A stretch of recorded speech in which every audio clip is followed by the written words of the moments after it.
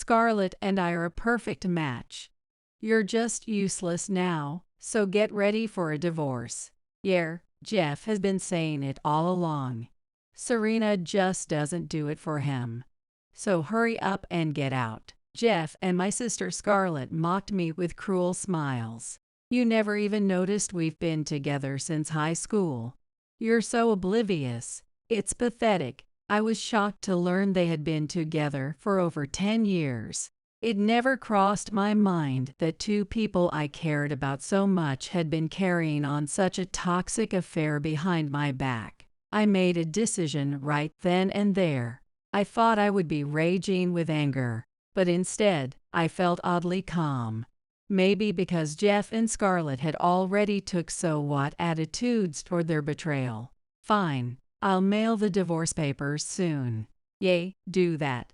Otherwise, I can't marry Scarlett. Oh, Jeff, you're so sweet. Her childish tone made my skin crawl again, but I didn't let it show. Just, don't regret it later, okay? For a split second, my words seemed to rattle them, but they quickly resumed their laughing. Their ignorance now only made them pitiful in my eyes. I left the house without another word. My name is Serena. I'm 50 years old. I work as an executive at a company. My husband Jeff used to teach art at a high school. He's retired now, spending his time painting portraits. We met at a party. Both of us were always busy with work, so meeting new people wasn't easy. That night, despite both being there to meet someone, Jeff and I were standing in separate corners of the room. We caught each other's eyes, started talking, and immediately hit it off. We exchanged numbers that night and started seeing each other on weekends. After a few dates, Jeff confessed his feelings, and our relationship officially began. From then on, we started going on trips together, visiting each other's homes when work wore us out, gradually growing closer. One day, Jeff asked me to be his model for a painting during one of his days off. One day, I'm going to be a famous painter. And, well, Serena, I want you by my side cheering me on. Jeff, yes, I'll always be by your side. His proposal was just like him, tied to his love for art. I had always been drawn to Jeff's gentle nature and wanted to be closer to him and his art, so I didn't hesitate to say yes. After that, we continued living happily as a couple, but we never had children. There were no children in our lives. We didn't give up on the idea of having kids, and we even discussed adoption, but my work became busier, and I was away from home more and more. Jeff never complained about me being home late. Instead, he supported me. He wasn't the best cook, but he tried his best, and that made me genuinely happy. In exchange, our home became Jeff's studio. When he first suggested turning our home into his art studio, I was surprised, but over half of the house was already used as his studio, so I couldn't argue. I wished he had discussed it with me earlier, but with my busy schedule, I felt I had no right to complain. I figured it was better than paying for another space to work in, so I agreed to Jeff's plan. At that time, Jeff was still teaching, and I thought it was nice that he could paint at home comfortably. I also liked being able to watch him paint up close. Jeff had a reputation as a caring and supportive teacher back in his teaching days. It was during this time that I asked Jeff for a favor. What? You want me to help Scarlett study? Yes, exactly. I have a sister named Scarlett, who is 12 years younger than me. However, Scarlett kept getting into trouble and eventually dropped out of high school. For her future, I wanted her to at least pass the general educational development test, so I asked Jeff for help. I don't mind. I'll tutor her when I get home. Just let Scarlett know to come by in the evening. Are you sure? Well, it's not every day Serena asks me for a favor. I'll do it, but won't you be tired from work? It's fine.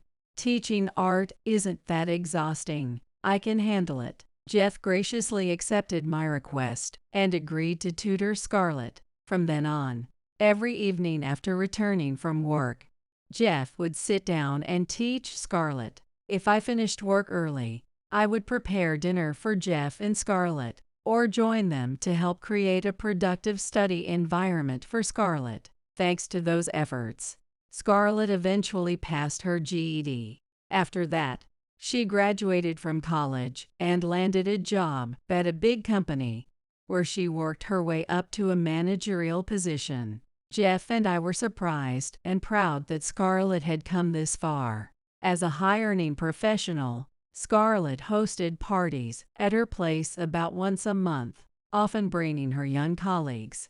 Each time, she would invite Jeff and me. "You don't have to invite us every time you throw a party."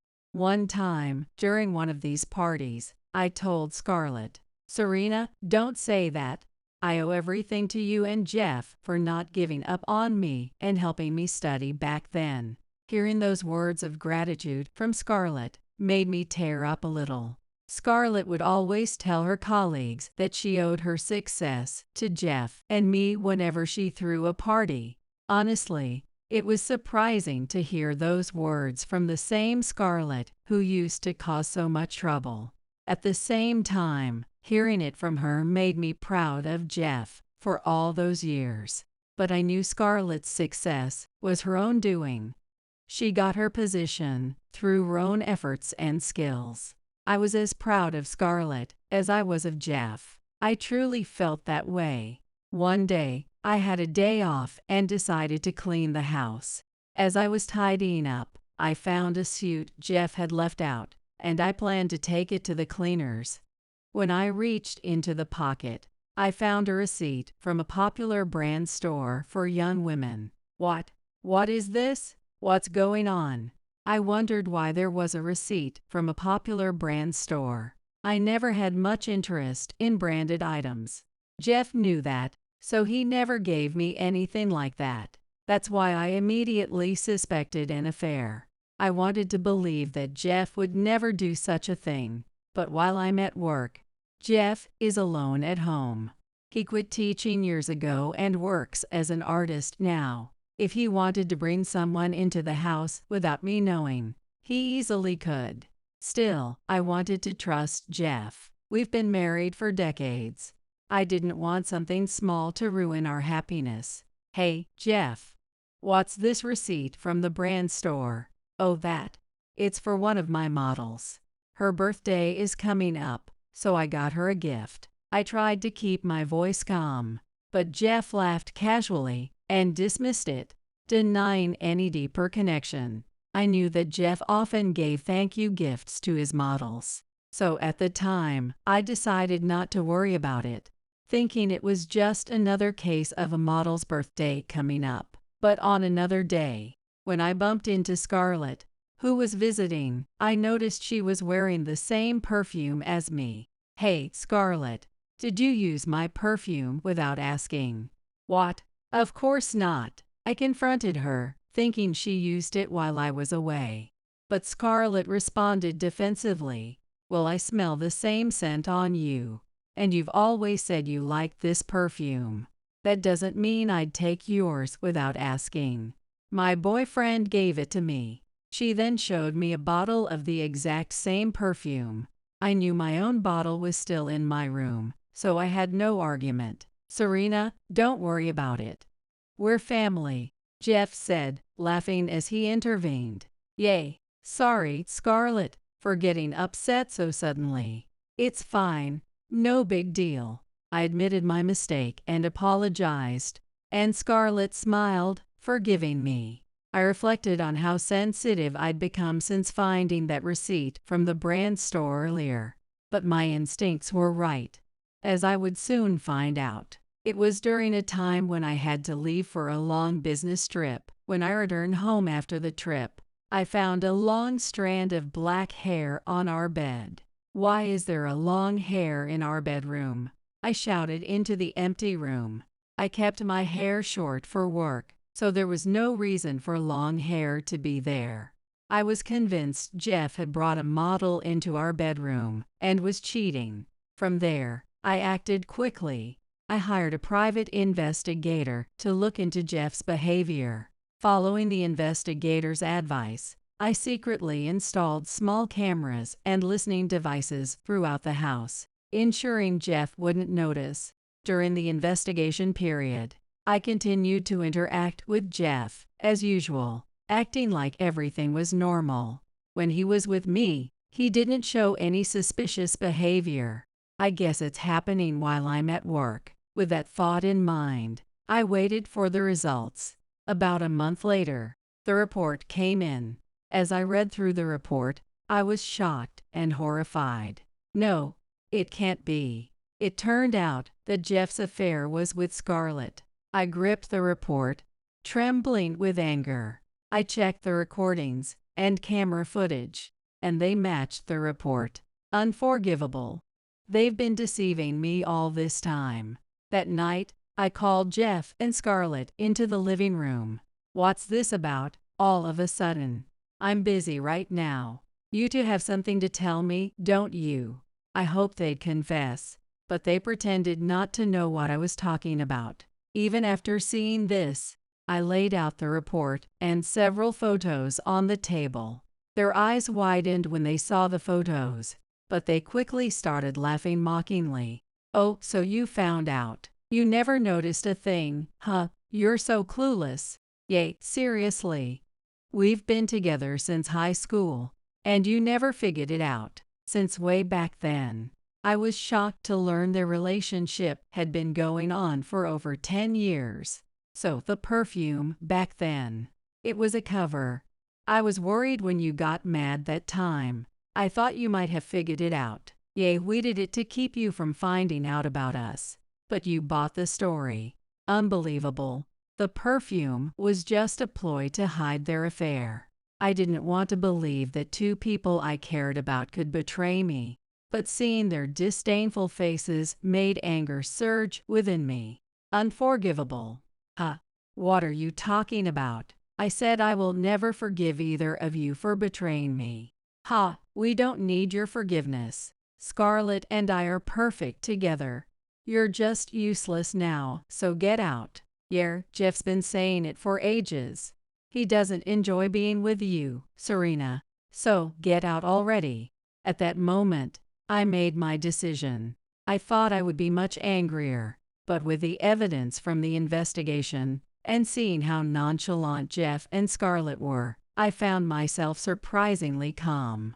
Fine, I'll mail the divorce papers later. Yay, do that. I need to marry Scarlett. Oh, Jeff, you're so sweet. Just don't regret it. Okay. I left the house with those parting words. As I walked out, I could hear Jeff's voice behind me, laughing. Marrying you was the real regret. Once I was out, I called my friend Ellen, who I had already confided in about Jeff's affair. I decided to stay with her for a while. Ellen welcomed me warmly when I arrived with just a few of my belongings. You can cry if you need to, she said gently. And that's when I felt the tears streaming down my cheeks. Of course, it made sense. The shock of discovering that Jeff, whom I had been with for so many years, was having an affair with my own sister, Scarlett, was overwhelming. As Ellen rubbed my back comfortingly, I cried the entire night. The next day, despite my swollen eyes, I decided to go to work. Ellen suggested, "Why don't you take the day off?" But I told her, I still have things to do. When I got to the office, I received a call from Scarlett's company. The call was about the fact that they couldn't reach Scarlett, and her company was in a state of chaos. Apparently, Scarlett was handling a major project at the moment. I understand. I'll try reaching her myself, I said, ending the call before dialing Scarlett's number. But there was no response. Well, given what happened yesterday, it's no surprise she's not picking up, I thought as I sent her a message. However, no matter how many times I called or texted, there was no reply. I assumed she was with Jeff and tried contacting him as well. but the result was the same.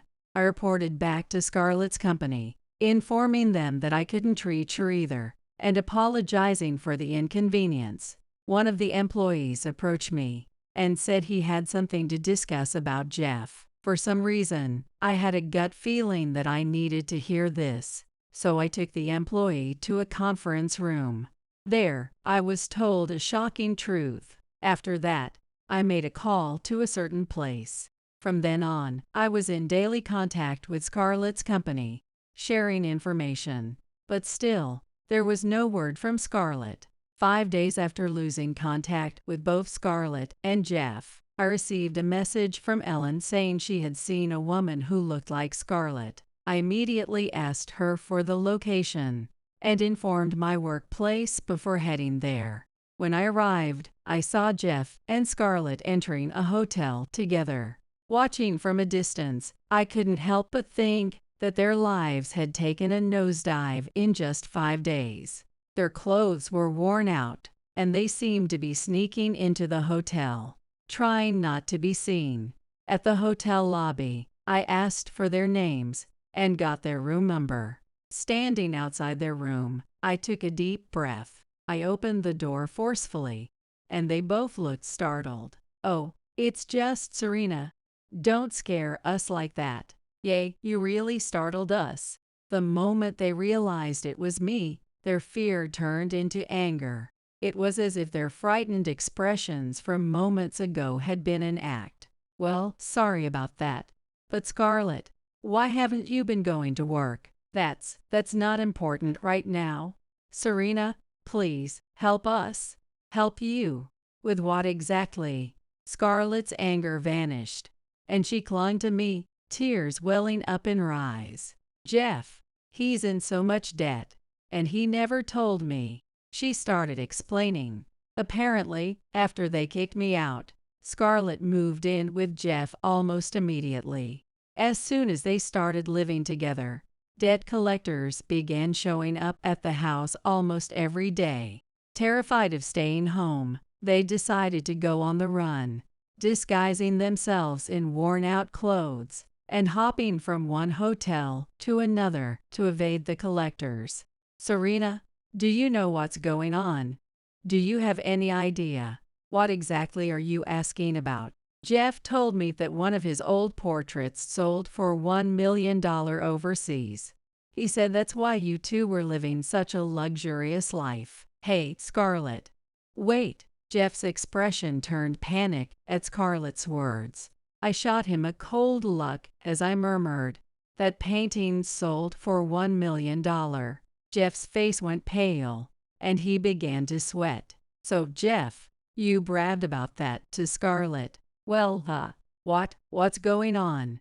"Scarlett, I hate to break it to you, but that's not true." "What? That's a lie, isn't it?" Hearing my words, Scarlett glared at Jeff. Since Scarlett seemed to be in the dark, I decided to tell her the truth. "Scarlett, do you know the real reason Jeff quit being a high school teacher?" "What?" "I thought he quit to become an artist." "Well, actually, everyone believed Jeff left teaching to pursue his dream of becoming an artist. But the truth is, he was caught selling forgeries of famous paintings and was on the verge of being sued by the buyers.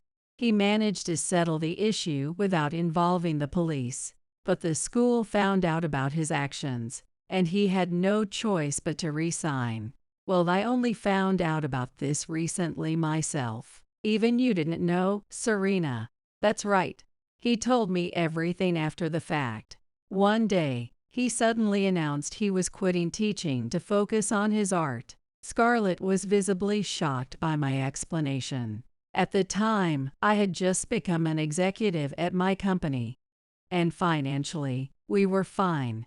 So I thought I'd support Jeff's dream. But then, someone told me the truth. I looked over at Jeff, who remained silent. When he knows he's in the wrong, he usually stays quiet. "Well, he brought this on himself, really. Actually, one of your former students joined my company." "What?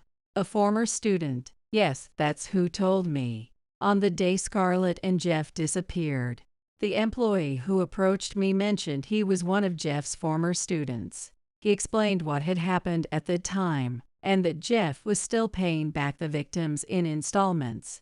But with his amateur art skills not bringing in enough money, Jeff eventually turned to illegal loan sharks. Illegal loan sharks. But Jeff is supposed to be a famous and brilliant artist. Well, that's. You told me not to worry about money because you were wealthy. Scarlett's intensity made Jeff flinch. Seeing his reaction, I let out a sigh. I was the one supporting our household. Jeff wasn't contributing. I only found out about the illegal loans through the investigation into his affair. No. But why? Why are the debt collectors suddenly showing up? Oh, that's because. I smiled as I told Jeff and Scarlett the truth. 5 days ago, when neither of you were answering my calls, I contacted the loan sharks mentioned in the report and told them that Jeff might not be able to repay them. What? You didn't? Serena, how could you? They screamed in near panic, clearly not expecting me to have done something like that. Well, either way, if Jeff missed his payments, the debt collectors would have shown up eventually. This just sped things up a bit. My words made their faces fill with despair. As I watched them, I remembered something. Oh, by the way, Scarlett, has Jeff ever given you any branded items?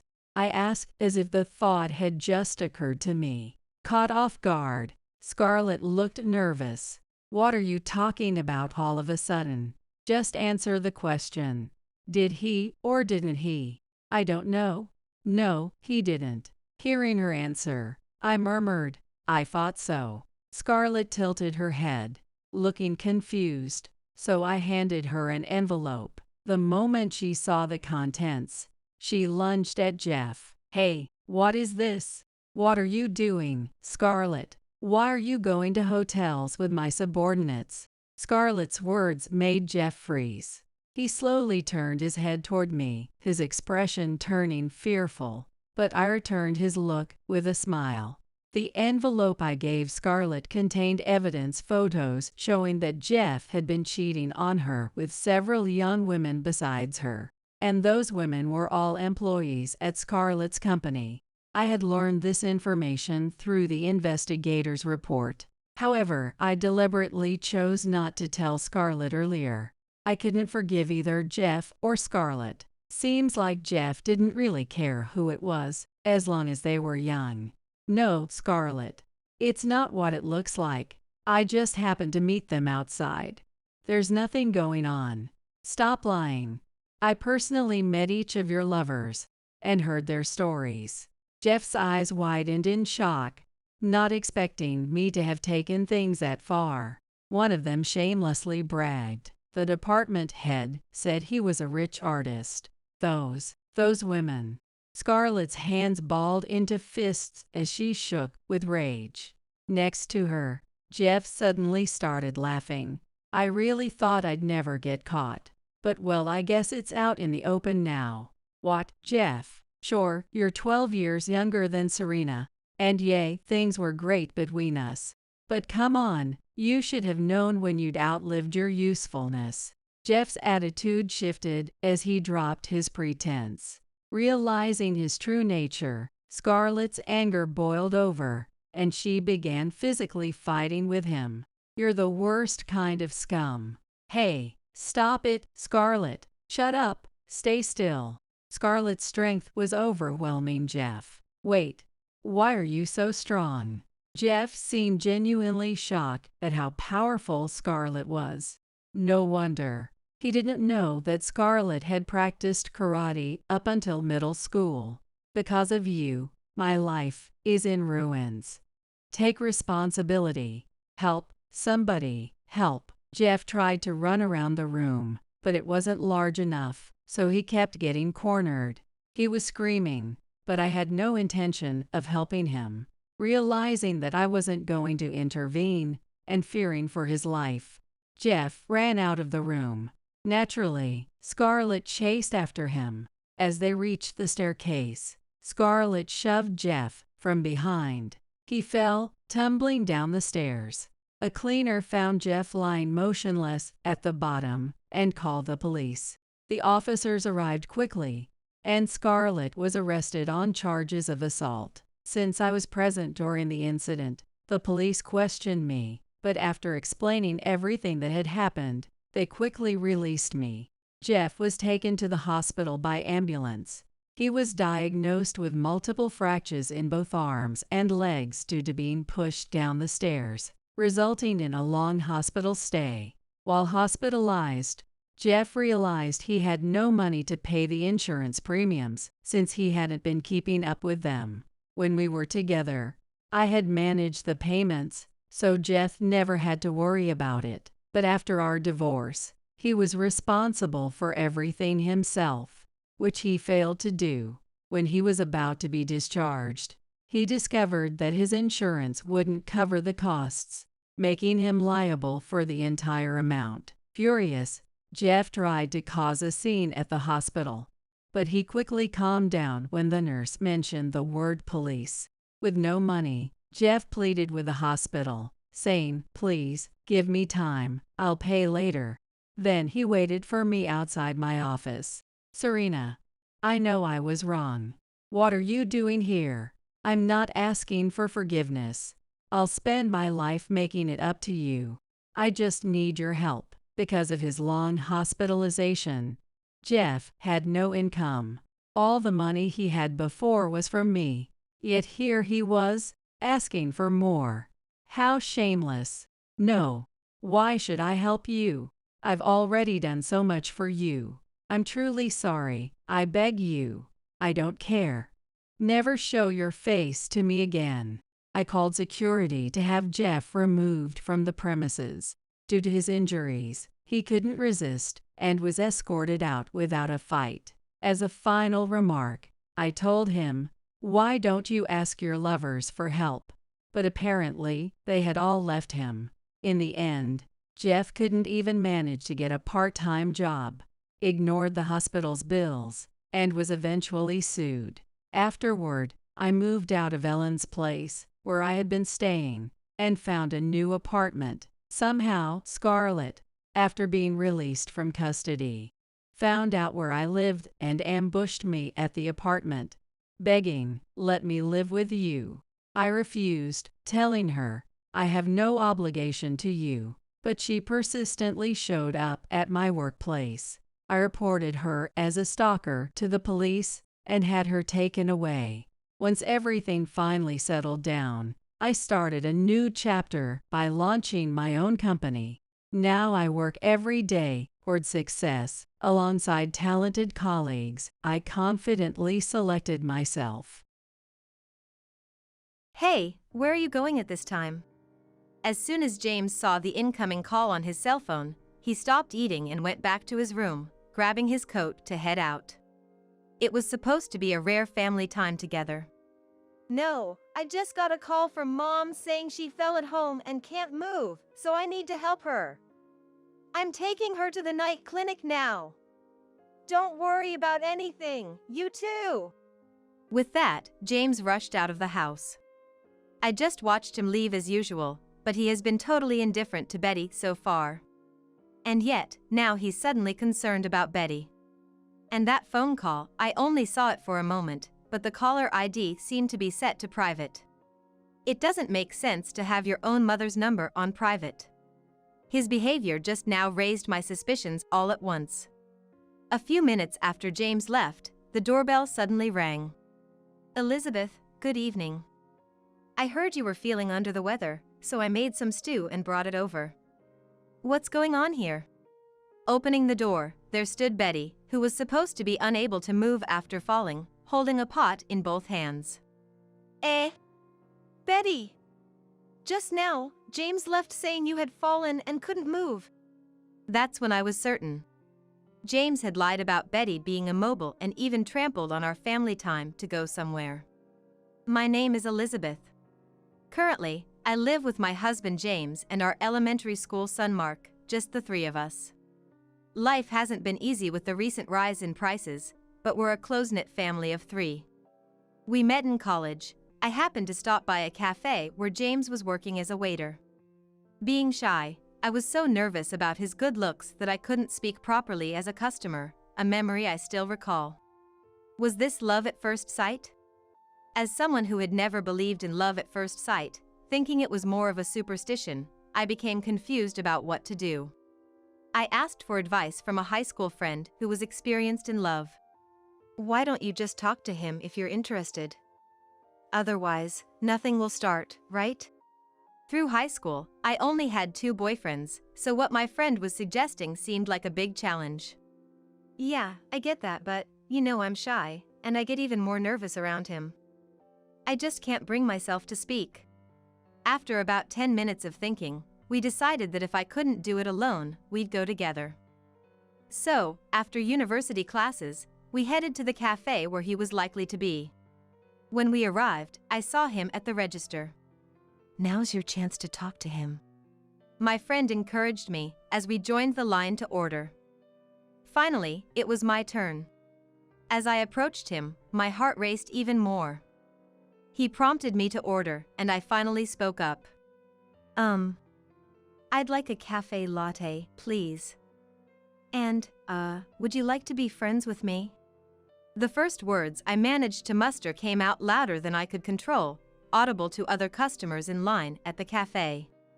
Embarrassed by being overheard, my shyness kicked in, and my face turned beet red. I hastily passed my order and payment to my friend and dashed out of the cafe. I thought it was over. But my boldness turned out to be a good thing. My friend followed me out, and to my surprise, he followed her.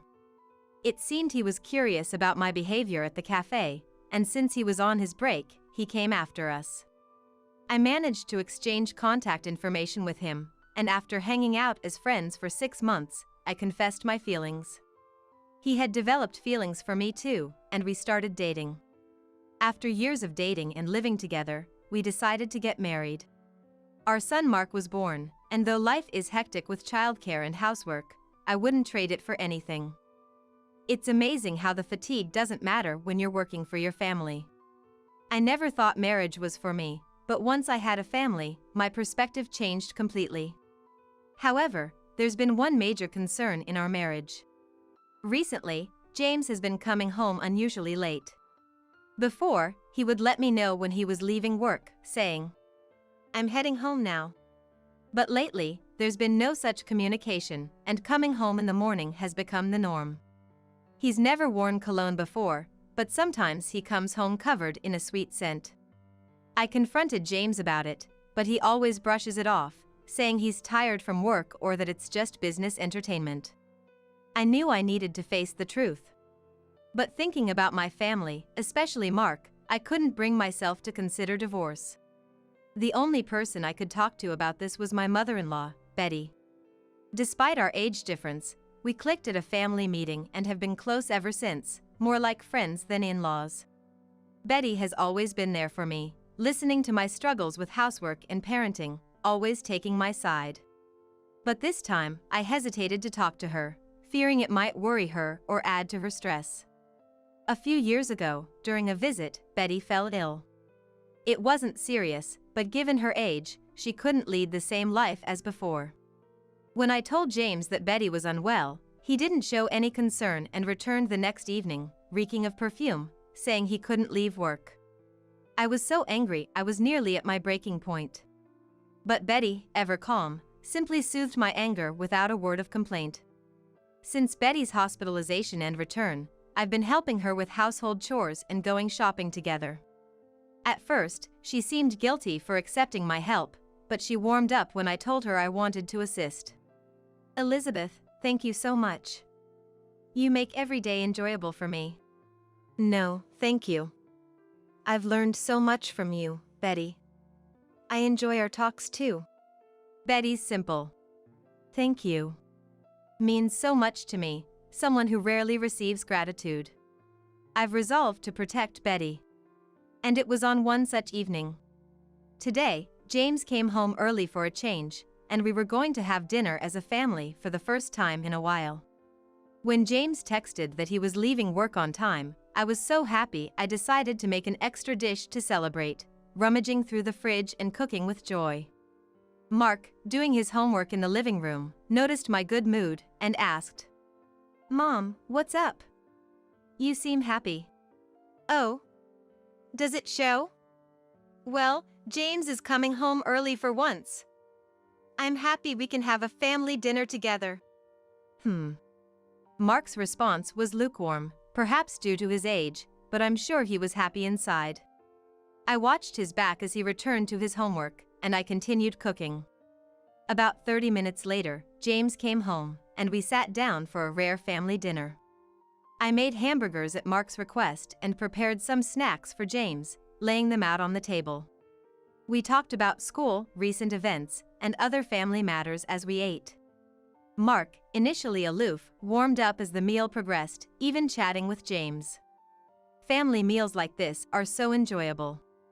Even if James comes home late, smelling of sweet perfume, moments like this make the bad feelings fade away. I'm realizing that all over again. As we were finishing dinner, James's mobile phone rang, interrupting our family conversation. He glanced at his phone, suddenly stopped eating, and went to his room to grab his coat, as if he was about to leave somewhere. "Hey, where are you going at this time?"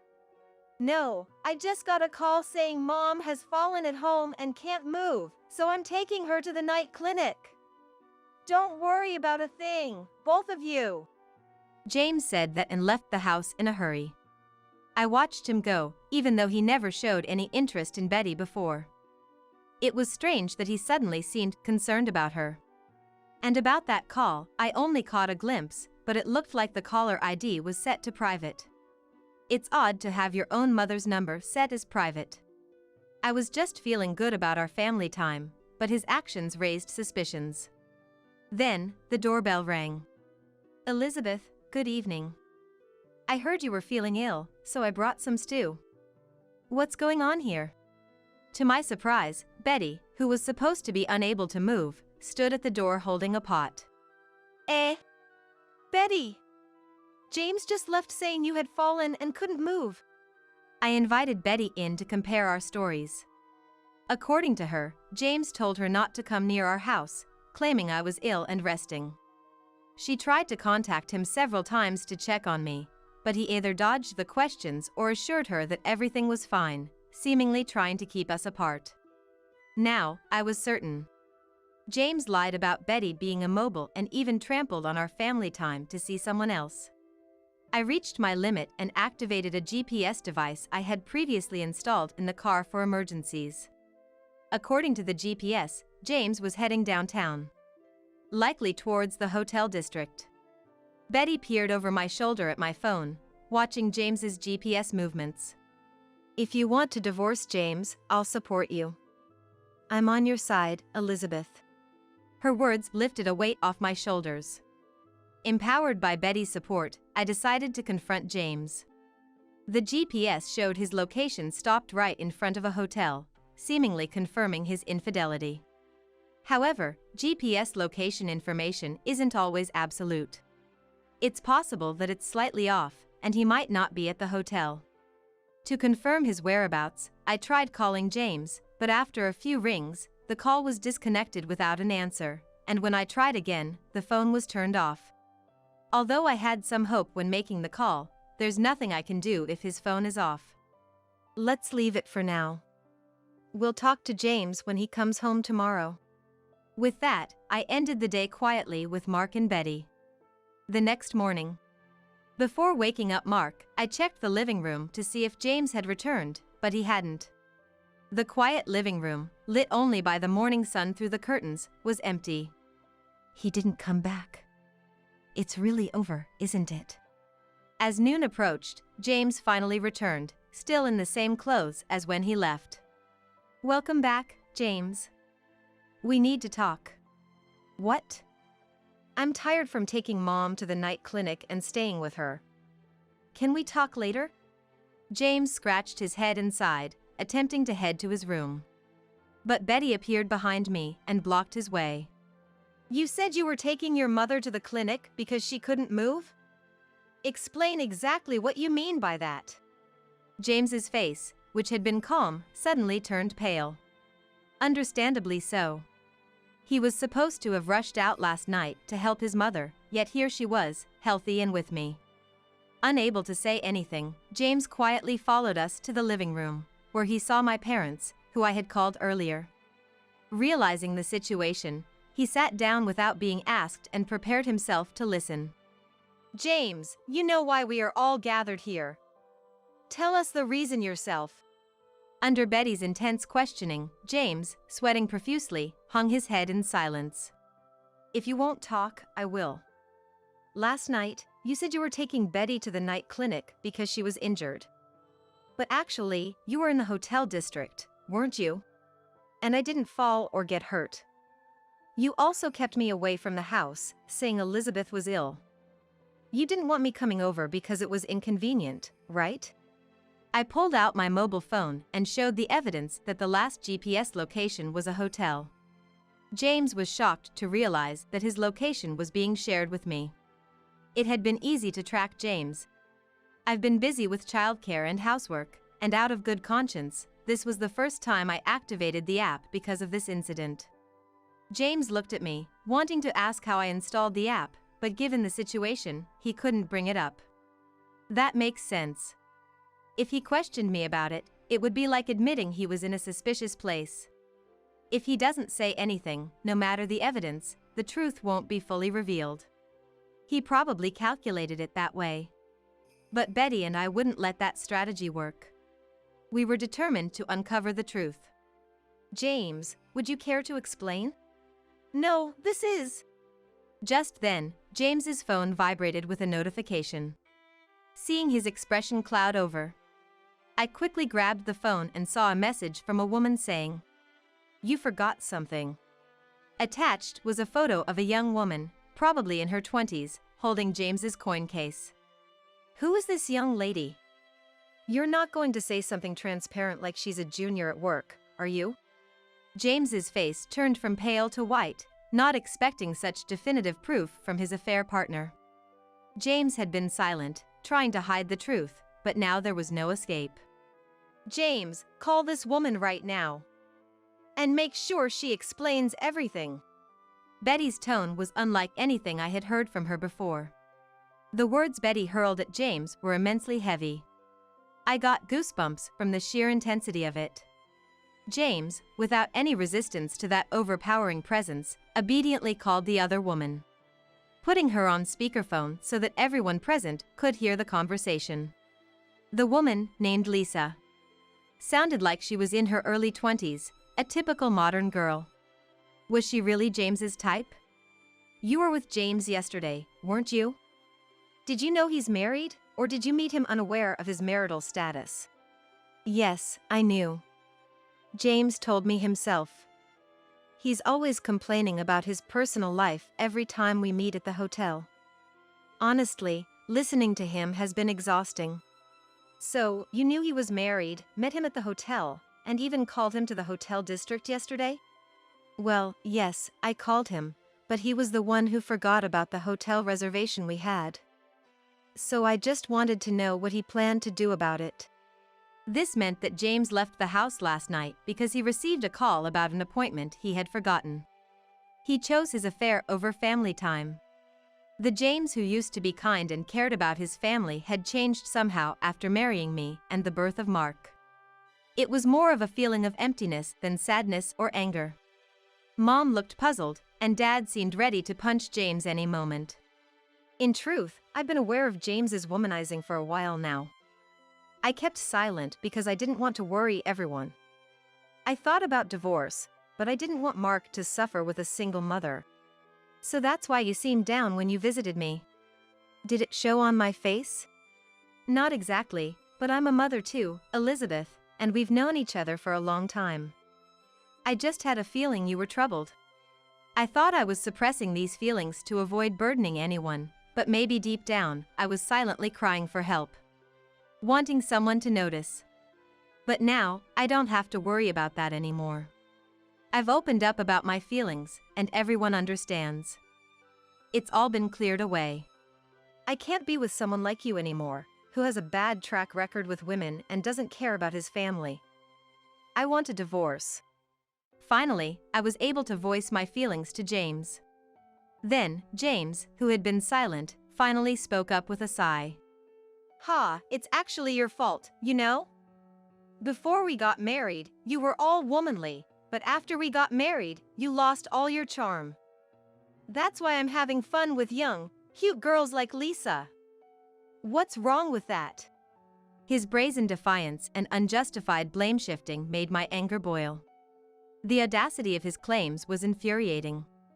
Certainly, since Mark was born, I've been so busy with housework and childcare that I hardly had any time or energy for myself. But I did it because I believed family happiness was important. I was content not spending time or money on myself if it meant my family could live happily. This man trampled on all those feelings and got caught up with a young girl, putting his family second, if not completely out of his mind. Probably, James thinks that providing money for the house is enough. Do you have any idea how hard it is to be a mother? I gave up everything to raise you, doing housework and childcare. James, you really are a hopeless man. James, that's too much. You've gone too far. Despite the severe criticism from everyone, James, who had completely defiant, showed no damage, leaning back in his chair and fiddling with his mobile phone. There was no sign of remorse. No, even if he did feel remorse, it wouldn't make a difference now, but you'd think our words would at least resonate with him a little. However, there was no sign of that in James. The conversation that started in the afternoon continued for hours, and Mark came home from school. I'm home. Oh, why is everyone here? Hey Mark. Welcome back. Listen to this. Mark gave James, who clung to him, a cold look. Please don't touch me. I can't think of a person who meets other women outside and neglects our family and hurts Mom as my dad. Mark, despite his young age, seemed to understand everything. Everyone was surprised by his words. We never mentioned James's infidelity to anyone, let alone within the family. In fact, we never even discussed James's womanizing behavior. But somehow, Mark knew about James's affairs. Mark! Are you going to abandon me too? Who raised you and bought you everything you wanted? It was me, right? No, Mom raised me. She made meals even when she was busy. Sure, the money was yours, but everything I wanted was bought by Mom. That's thanks to me, isn't it? Who do you think allows you to live in this house and have a comfortable life? It's all because of my hard work. Show some gratitude. At James's words, show some gratitude, I found myself moving unconsciously, and before I knew it, I had slapped James across the face with force. How dare you say show some gratitude? Do you know how much I've struggled, keeping our finances in order for our future, cleaning the lipstick off your suit collars? Suit collars? You can't mean. I fetched a shirt from the laundry basket and threw it at James, now collapsed on the floor. Do you know? Lipstick on a shirt comes off when you gently hand wash it in warm water and then apply detergent directly to the stain. I learned that to clean up after your affairs. Have you ever thought about how I felt doing that? Of course, you haven't. After my outburst, I suddenly caught my breath. On the floor lay James, holding his red and swollen cheek, looking up at me. How much had I suffered for this man? By now, even you must understand, right? Divorce Elizabeth immediately. And as an apology for all the stress you've caused, vow never to contact her, me, or us ever again. Don't come near Mom, me, or even Grandpa and Grandma anymore. You've never been, and certainly aren't now, my dad. Just get out. With Mark also abandoning him, James, who thought he had an ally in his son, lost his place. I demanded a divorce and compensation, declaring that he would never get custody of Mark. My parents refused any further contact with James and deleted his information, while Betty, even though he was her only son, decided to cut ties right there. James, rejected by everyone, left the house without much resistance, walking towards the bustling streets under the evening sky. Later, I learned that Lisa, his affair partner, was also married and facing a hefty compensation claim from her husband. It seemed unlikely that young Lisa could afford it, but that was her problem. James signed the divorce papers without hesitation and agreed to pay alimony and child support until Mark graduated from high school. But this drastically changed his comfortable, somewhat extravagant lifestyle. Now living in an old apartment on the outskirts of town, he struggles financially. Mainly because he never learned to cook and resorts to fast food and instant noodles. All of this is a result of James's own actions, his fault. I decided to move back to my parents' house in Dallas with Mark. Though it meant changing schools for personal reasons, Mark agreed without complaint, which was a relief. Mark's friends looked a bit sad, but Mark, having matured a bit through this incident, comforted them, saying, "I'll definitely come to visit." Despite being the one transferring, I am proud of how strong my son has grown. Betty and I remained close even after the divorce. Despite initially refusing, I accepted some financial help from her, as she insisted on supporting us due to her son's actions. This helped us avoid financial difficulties. Now, we sometimes have dinner together, and Betty even sends gifts for Mark's birthday. Mark seems happy, surrounded by many people. With my parents helping out on weekdays, I've returned to my pre-marriage pharmacy job and am enjoying fulfilling workdays. Now when I come home, Mark and my parents welcome me. Surrounding the dinner table with my family is my happiest moment. Your land is now my land. I already requested the construction. What? But that land is… My surprise was cut short as my mother-in-law Madison, with her shrill voice, interrupted me. A wife who talks back to her husband is unwanted. All you need to say is understood and keep it at that. Facing Madison's triumphant expression, I was at a loss for words. That land had already been leased to a corporation, with plans for an apartment building underway. The rent for the land was supposed to be deposited next month. I had made sure to inform Kevin about this. Madison, about that land. You just need to keep quiet. Understood? Every time I tried to tell the truth, Madison would shout over me. Finally, my anger erupted. Understood. While looking at my in-laws and husband smiling with satisfaction, I cursed them in my mind. Just wait and see. I can't wait to see you come begging. My name is Grace. I'm a 45-year-old housewife. Using my experience from studying abroad for 2 years during college, I've been a teacher at a German language school for adults and have worked there for 23 years now. Interacting with many students has been very fulfilling. My husband, Kevin, is also 45. He joined as a student at the German language school, which is how we met. Of course, I had no intention of getting involved with a student, so I rejected all the times he asked me out on a date during his enrollment, but Kevin persisted even after leaving the school, and, eventually, I was won over and we started dating. Kevin was very gentlemanly during our dates, and our relationship progressed smoothly. After dating for about 2 years, I accepted his proposal, and we got married when I was around 30. However, as soon as we got married, Kevin's attitude changed 180 degrees, as if to show he didn't value what he had obtained, turning into a classic henpecked husband.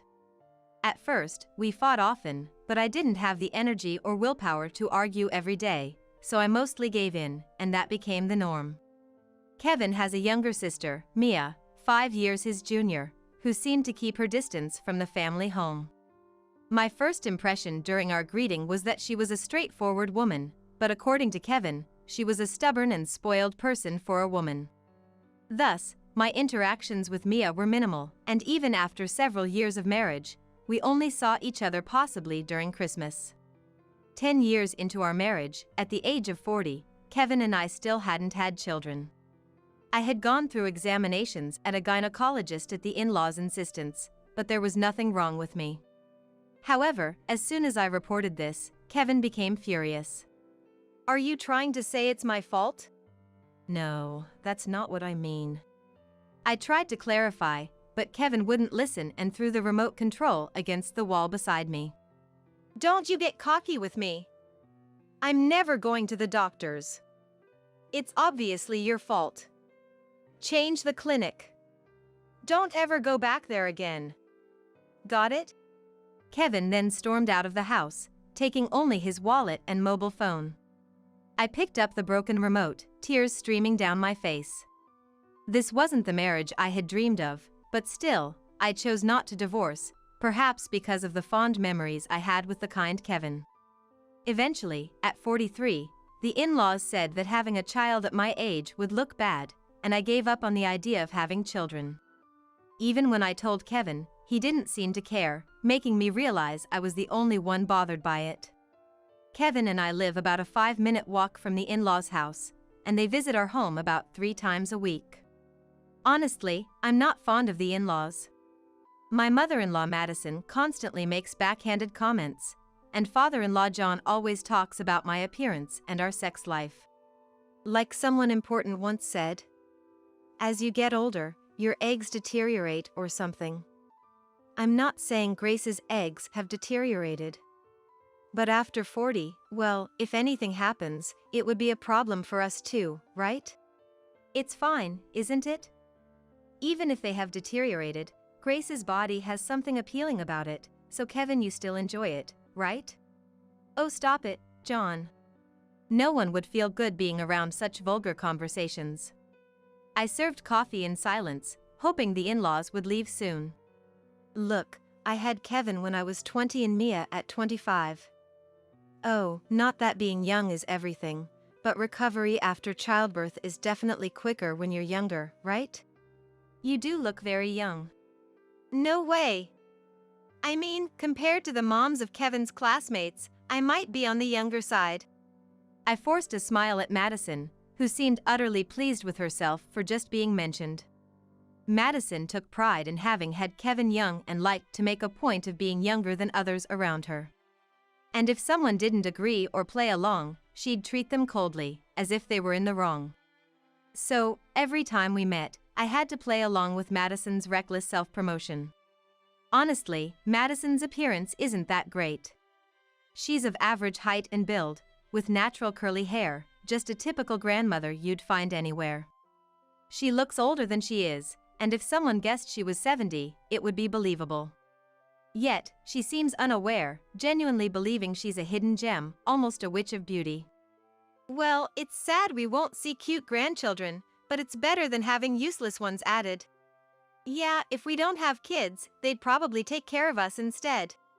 The living room, filled with crude words, felt incredibly uncomfortable despite being my own home. And the in-laws would leave after saying whatever they wanted to say, feeling satisfied. Then one day, I got a call from Dad. It was about my paternal grandfather's passing and that I was included in the will. Dad's family was considered one of the notable families in the area. As the youngest with 5 older siblings, Dad didn't inherit much and lived doing what he wanted. So, our family wasn't particularly wealthy.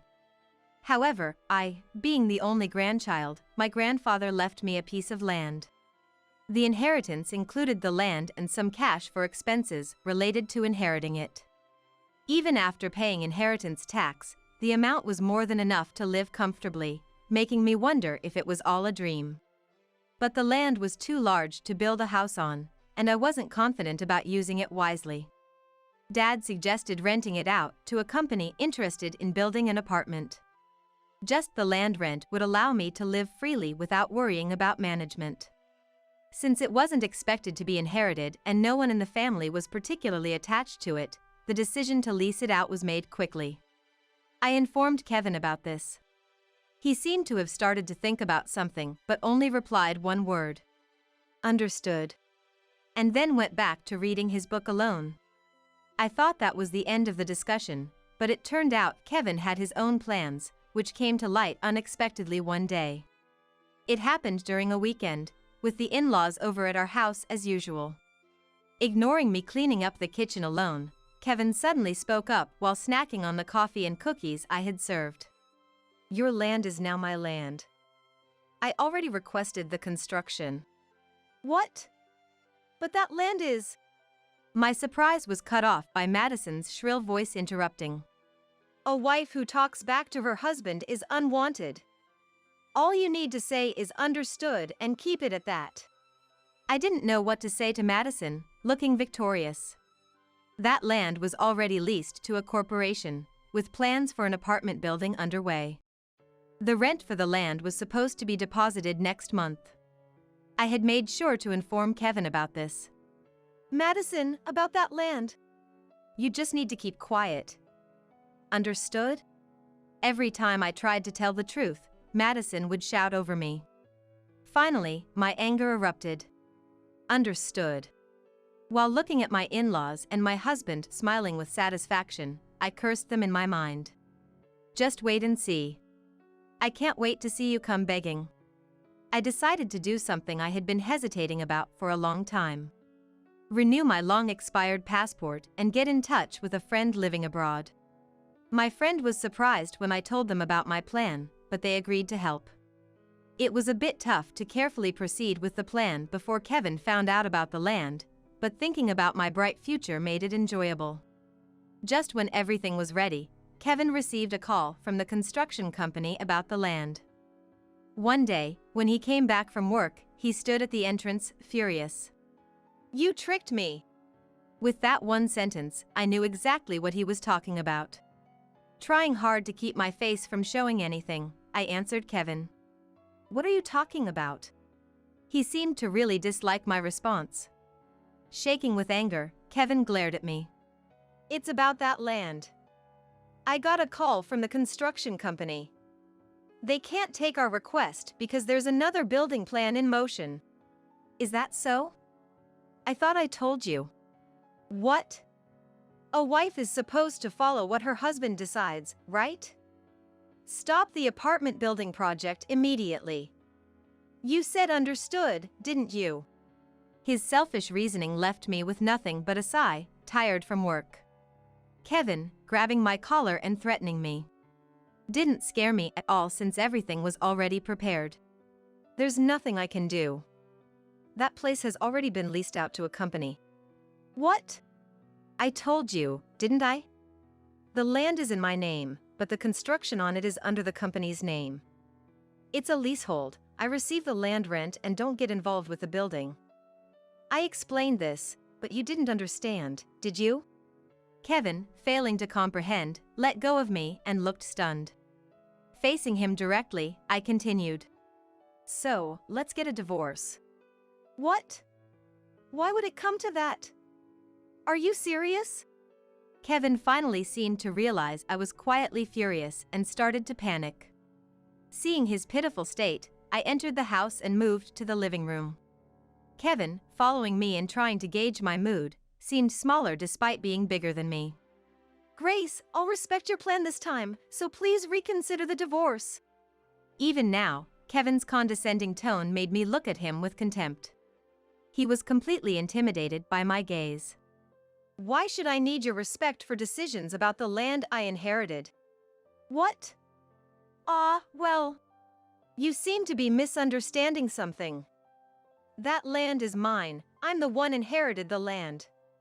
You have no right to dictate anything about it. Kevin was quiet for a while as he listened to me, but as soon as he heard he had no rights, he lashed out. Disrespecting your husband like that, who do you think is providing for you? Oh, since we split all living and housing expenses equally, I'm living on my own money. What? Did you not realize that? You really weren't interested, were you? I pulled out the household ledger and opened it to this month's page. Kevin contributed $1,000, and I also added $1,000, making $2,000 for living expenses. Plus, I pay the rent for our apartment and utilities from my account. Which means while saying it's a split, I'm paying more. As you can see, I can live on my own, and being with you just means I'm paying unnecessary money. That's a lie. But you've been using more than $2,000 for your allowance while only contributing $1,000 to the house since we got married. That's because Mom said that was enough. There it is, always Mom, Mom. So annoying, you mama's boy. Mama's boy. Kevin, taken aback by my words, looked incredulous. To anyone looking in, Kevin, who always discusses everything with his mom and expects her support as a matter of course, is a perfect example of a mama's boy. Yet, he seemed to have no self-awareness of this fact. Anyway, if you're going to continue living there, you'll need to start paying for it yourself. I've already changed the withdrawal account, so as of today, I'm leaving this place and won't pay anything. What do you mean you're leaving? Ignoring Kevin's words, I took the suitcase I had prepared earlier out of the closet and headed for the entrance. In fact, I had already moved out my belongings. I had been moving them out little by little without being noticed, and Kevin hadn't realized it at all. It was a bit sad to think he was that uninterested in me, but honestly, it worked out for the best. Kevin followed me to the entrance, watching me leave the house in a panic.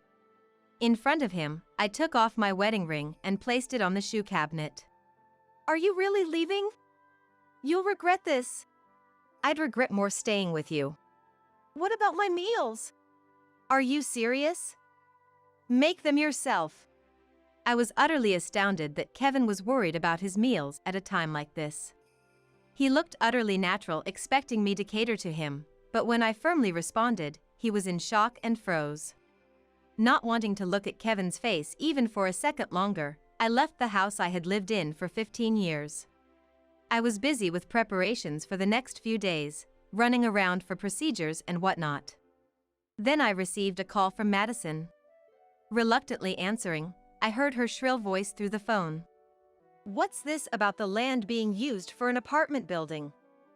And divorcing Kevin after enduring 15 years when you could have left after 3 years without children? How ungrateful can you be? Madison, the apartment was already decided. The divorce from Kevin is due to a lack of trust, and the reason we didn't have children is that Kevin didn't cooperate with fertility treatments.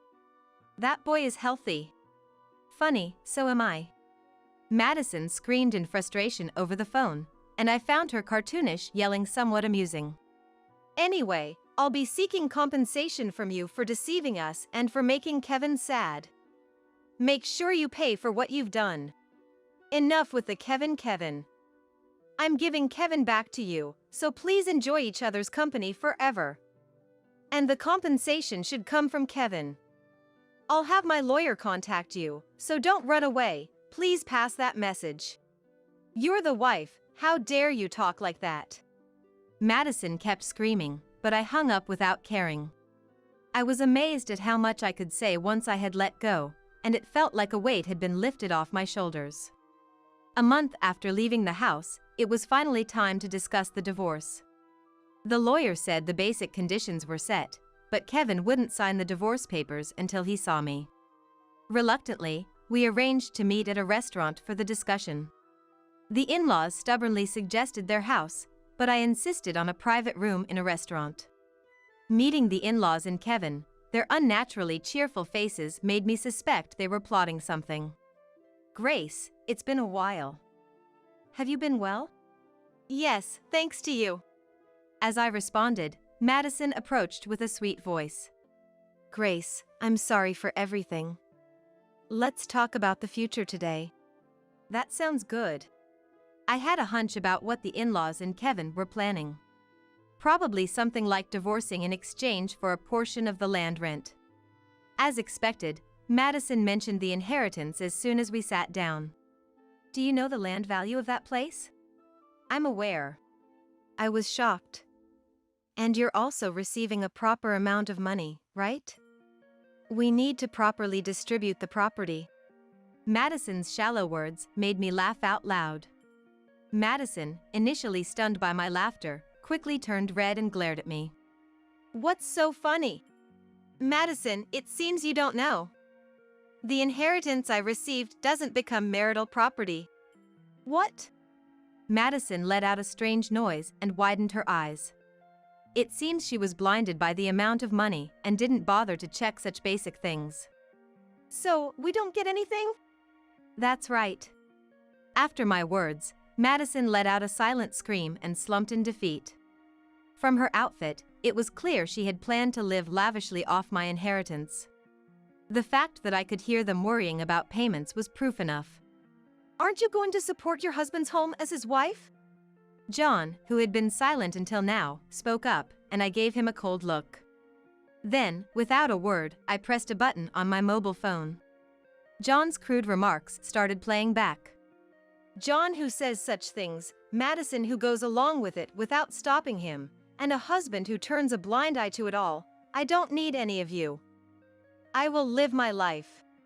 Do you think you can just do as you please? If necessary, we can take this to court. This will be submitted as evidence. If you do that, my reputation will. Well, it will be socially troublesome for you. John was left speechless, slumping just like Madison. With the noisy bystanders finally quiet, I turned to Kevin. Kevin, pale-faced, seemed to have an idea. I'll help manage the money since it'll be tough on you alone. You can do whatever you like with it. How about that? Why would I have to involve you in anything after the divorce? I already have someone to discuss the inheritance with. Come in. As I called out, a woman entered. Kevin looked at her in surprise. It's been a while, big brother. It turned out that Mia had connections with my overseas friend while I was planning things. My friend told me the in-laws favored Kevin, treating Mia harshly. Kevin accepted this treatment without protest, benefiting from the situation and even blaming Mia for his own actions.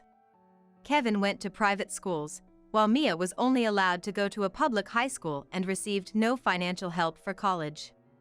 Mia worked through college, becoming a freelance writer after graduation. Just as her career was taking off, the in-laws started asking for financial support, coinciding with my marriage to Kevin, which surprised me. Since then, Mia and I have been in touch. And now we have become close friends.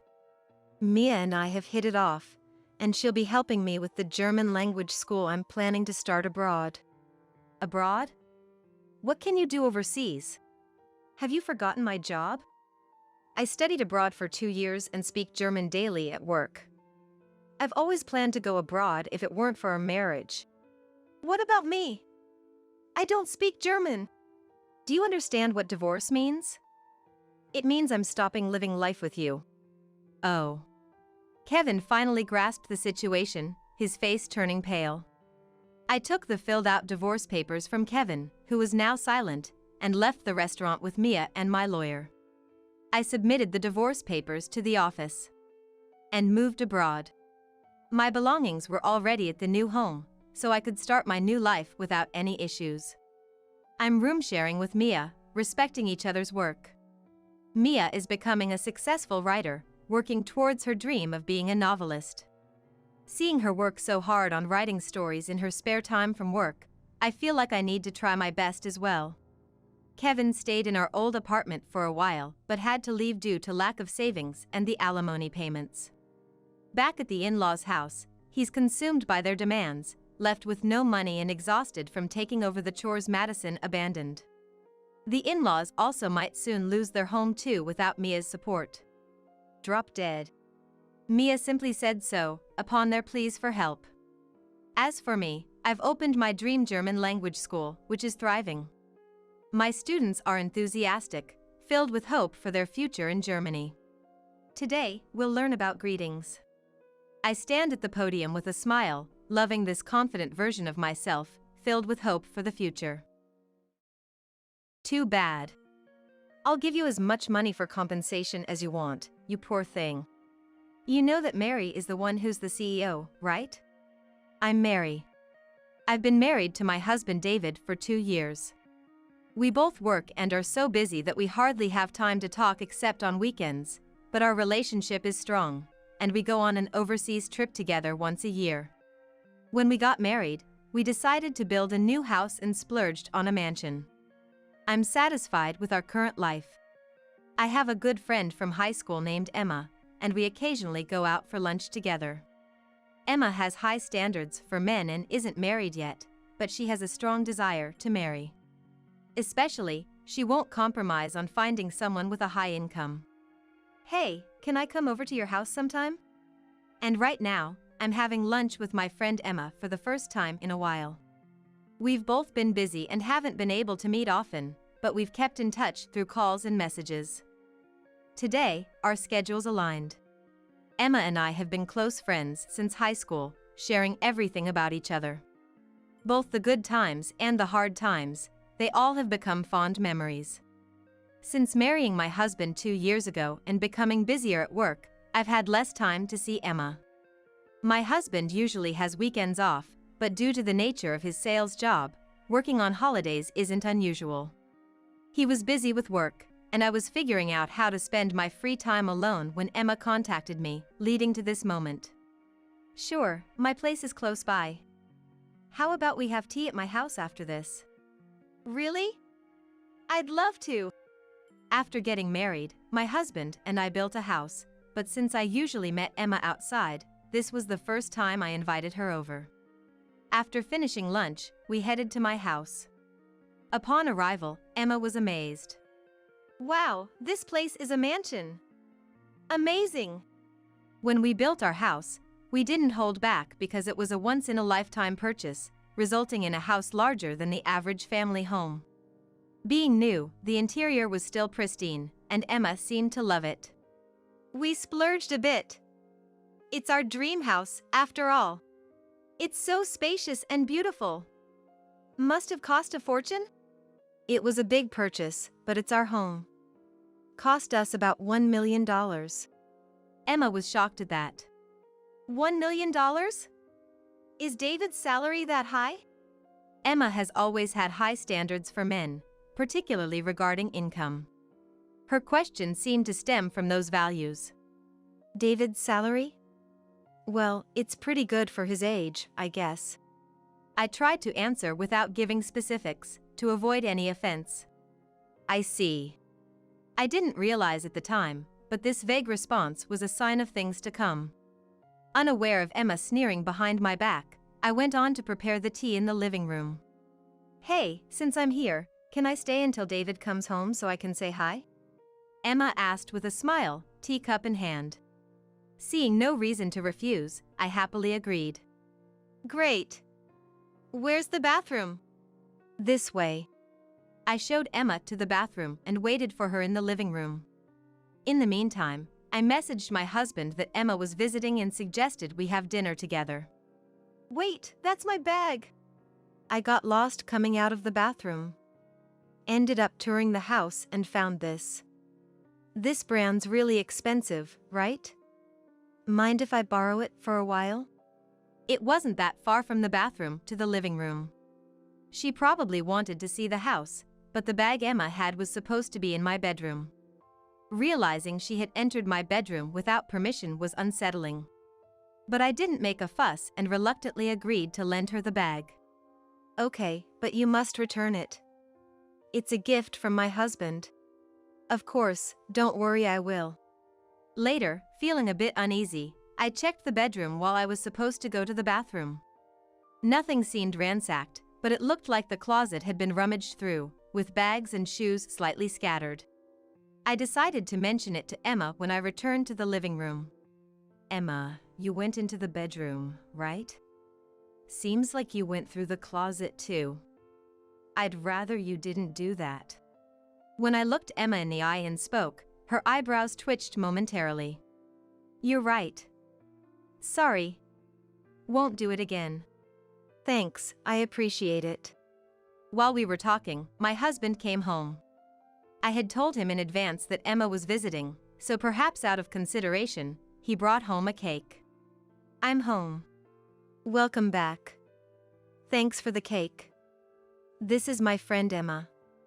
I mentioned her in a message. How about the three of us have dinner together? Nice to meet you, Emma. Mary always speaks highly of you. Of course, I'd love to. Nice to meet you too. I'm sorry I couldn't attend your wedding, but I'm happy to meet you like this. Emma had been ill and couldn't attend our wedding, so this was her first meeting with my husband. After dinner, we enjoyed the cake my husband had bought with some tea. Emma's friendly nature meant she quickly got along with my husband, and the evening ended on a high note. About a month later, I started noticing changes in my husband. He would quickly look away during conversations and spent more time on his phone. He even started taking it to the bathroom and shower. It was an obvious change. I considered checking his phone at one point, but decided against it, feeling there wouldn't be anything pleasing to find. However, his behavior was typical of someone hiding something, and I couldn't help but suspect him. Our conversations at home became increasingly rare. Furthermore, his weekend work increased, and we began living like ships passing in the night. One day, I came home to find divorce papers on the table. Though I had anticipated it, seeing the filled-out papers still shook me. I immediately called my husband. I just got home and saw the table. What's this about? It means what it says. I want a divorce. I knew something was off, but tell me why. I've fallen in love with someone else. Are you saying you've been cheating? It's not cheating. I've seriously fallen for her. Though it might seem like cheating to you. How is it not cheating? Does she know you're married? She knows, but... My husband hesitated, making it clear we needed a face-to-face conversation. As I was about to speak, "Hello, Mary? It's me." A familiar voice replaced my husband's. Emma? Yes. I'm dating David. And we want to get married. Hearing this, I felt despair. My heart raced, and I felt incredibly upset. What do you mean, get married? David is my husband. I fell for him the moment I met him at your house. We exchanged contacts and started talking, and things escalated. What do you mean escalated? What are you thinking? Anger, emptiness, and sadness overwhelmed me, leaving me speechless. I know it's bad. But what can we do? We were meant to be. I'm grateful to you for bringing us together, Emma said without a hint of remorse, even though she claimed to feel bad. Her voice, instead, sounded defiant. I could never forgive the betrayal of my husband and a friend I had been close with since our student days. You don't really feel bad, do you? Let me speak to my husband instead. David said there's nothing left to talk about. Can you just sign the divorce papers and submit them as soon as possible? How can I agree to anything without a proper conversation? Tell him to come home at once. What? That's impossible. He's living with me now. There's nothing to talk about, right? You just need to sign the divorce papers. I felt nothing but suspicion and irritation towards Emma, who answered nonchalantly as if she either wanted to provoke me or bore some grudge against me. Just put my husband on the phone. My loud demand didn't faze Emma, who just scoffed and replied mockingly. Whatever you say, it's not going to happen. Bye. Holding the phone after she unilaterally ended the call, I stood there dumbfounded for a while. The sleepless nights continued, and my husband didn't come back during that time. The divorce papers left on the living room table seemed to be waiting for my signature. Emma kept sending me multiple photos of her and my husband together, as if to flaunt their close relationship. My mental health deteriorated to the point where it began to affect my job.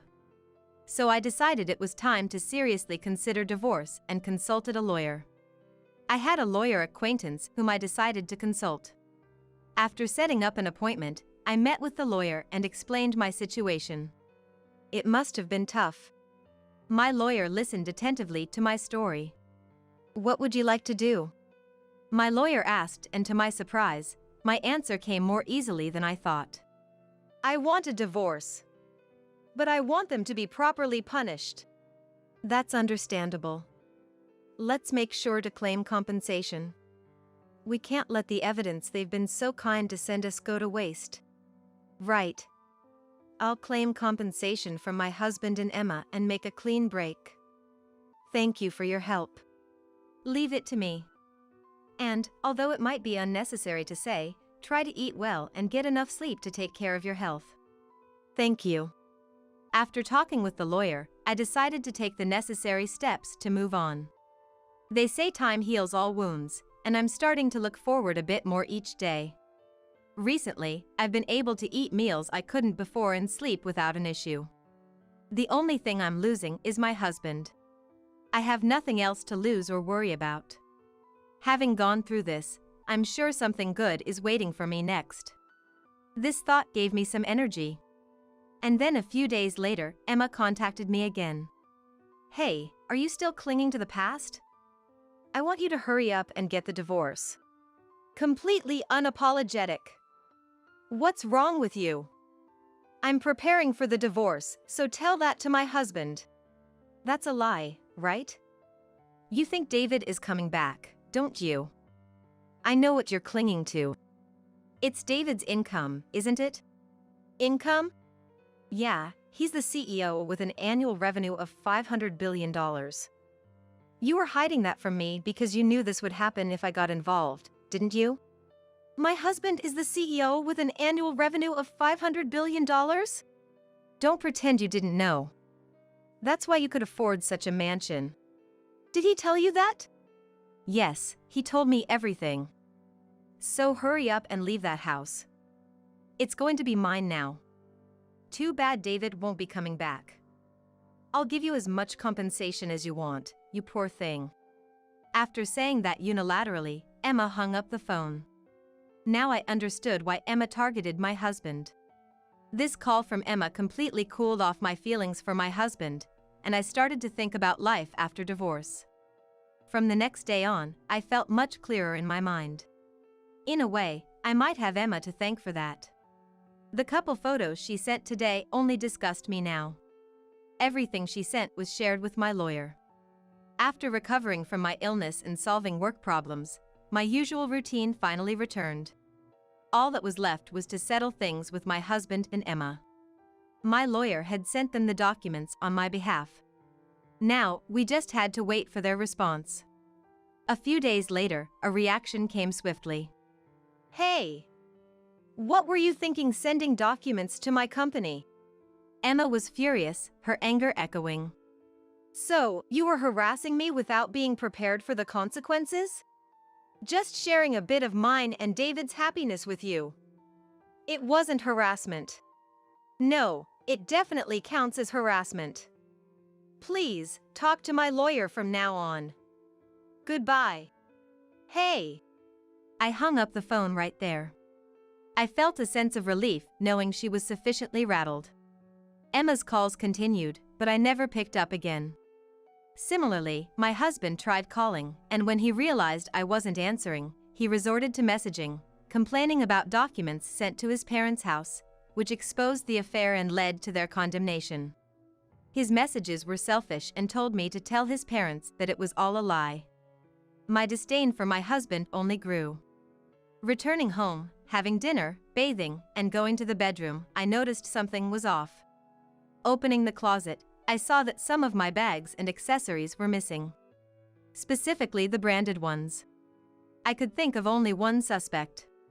You've got to be kidding, she went as far as to steal? I immediately informed my lawyer, who said we would need evidence to pursue this. Evidence. That's when I remembered installing security cameras around the house as a security measure when we built it. I had forgotten about them since I never had to use them before. Checking one of the cameras, I found it had recorded everything clearly. I reviewed footage from all the cameras in the house and, to my astonishment, I saw Emma stealing my branded items over several days while I was away. I was horrified. To think I was friends with such a person filled me with fear. The next day, I took the video data to my lawyer, who was also appalled.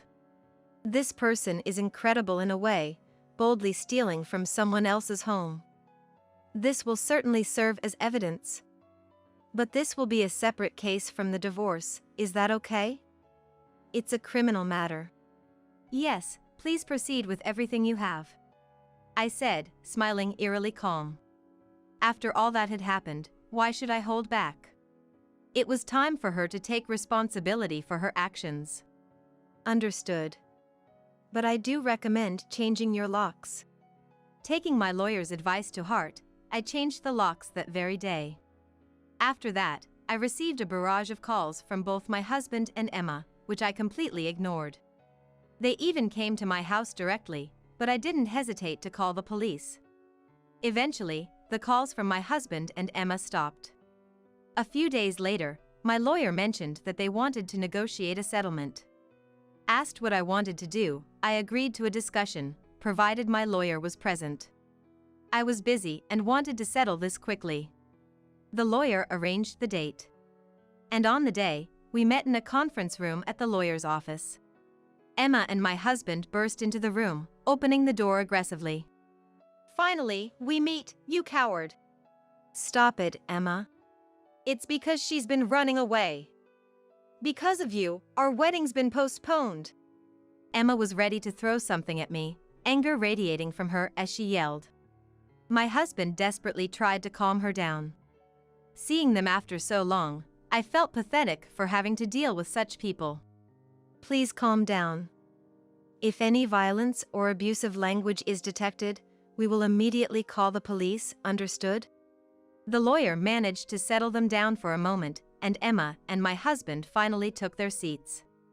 With everyone ready, the discussion began. David, you wish for a divorce, correct? We agree to the divorce. However, considering your relationship began as an affair, we will be seeking compensation. Do you have any objections? If it means getting a divorce, fine by me. But after paying the compensation, I want nothing to do with you ever again. Mary, is that acceptable to you? Of course. I have no interest in continuing any relationship with him either. I stated calmly, noticing my husband's slight disturbance. But I didn't care about that anymore. Next, regarding the amount of compensation. When the lawyer started to talk about the compensation amount, Emma joined the conversation. I said any amount is fine. We have a ton of money anyway. Emma crossed her arms and spoke arrogantly. Hearing this, the lawyer adjusted his glasses. A ton of money, you say? Yes. Aren't you a lawyer? Didn't you check?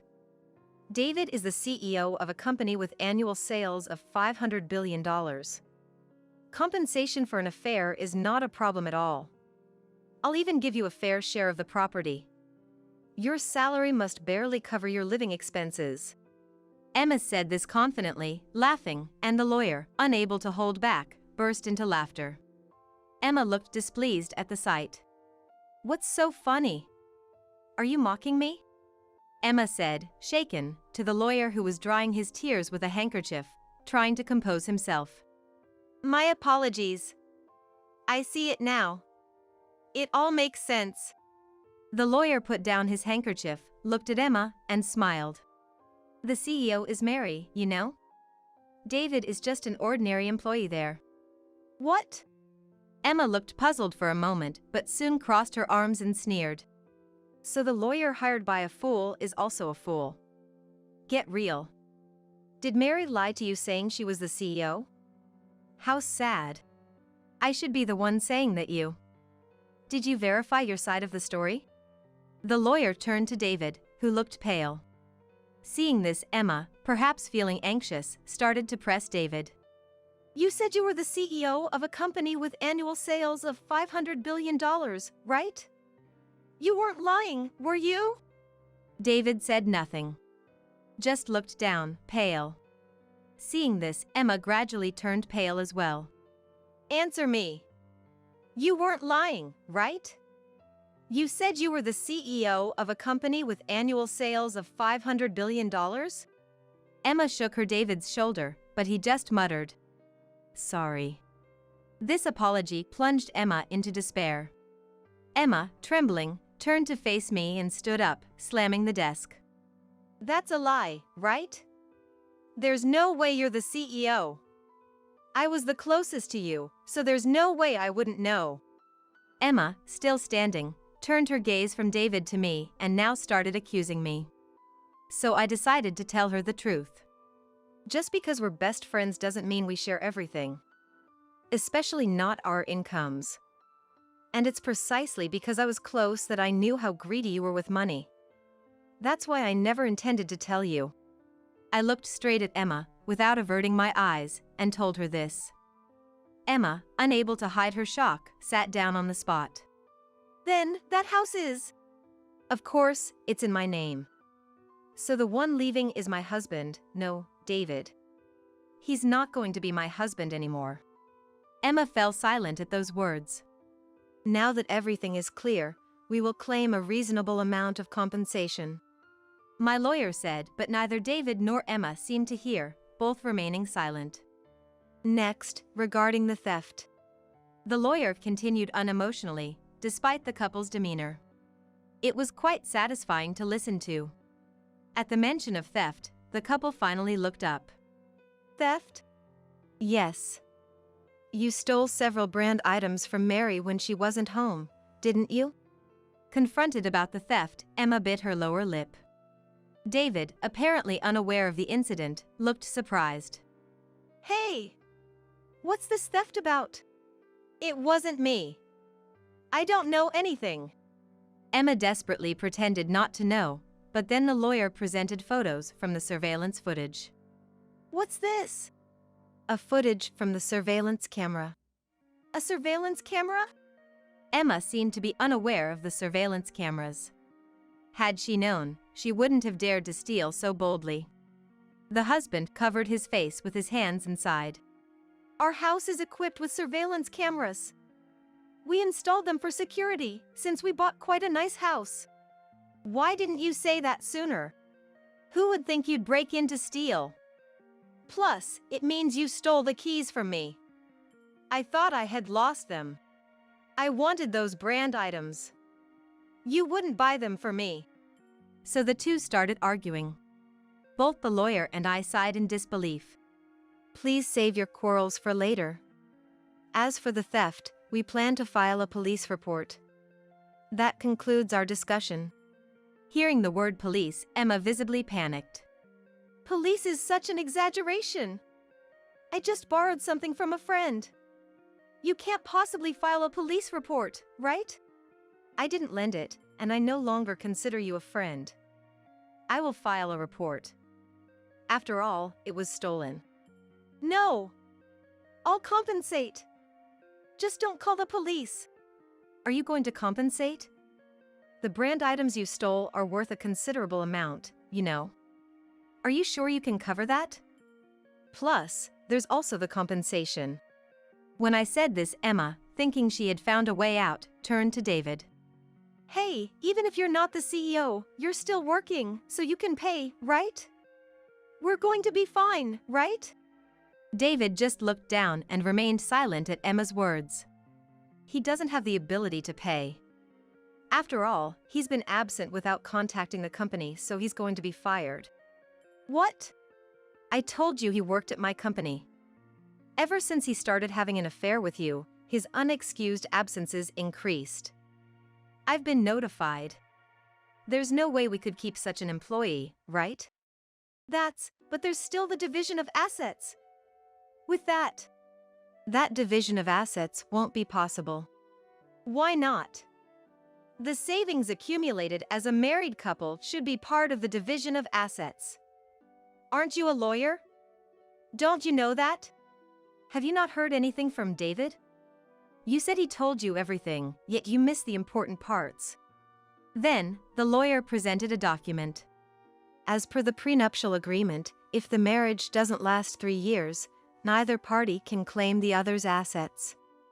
Since they're currently in the 2nd year of marriage, this applies. Emma trembled as she took the document. Like this piece of paper has any power. That is a notarized document, so it has legal force. However, it only means no division of assets. David's assets remain. Emma managed a bitter smile at this. Well, if that's the case, we're fine. David, you have savings, right? So, we're okay, right? The face of Emma clinging to hope was no longer that of the friend I knew.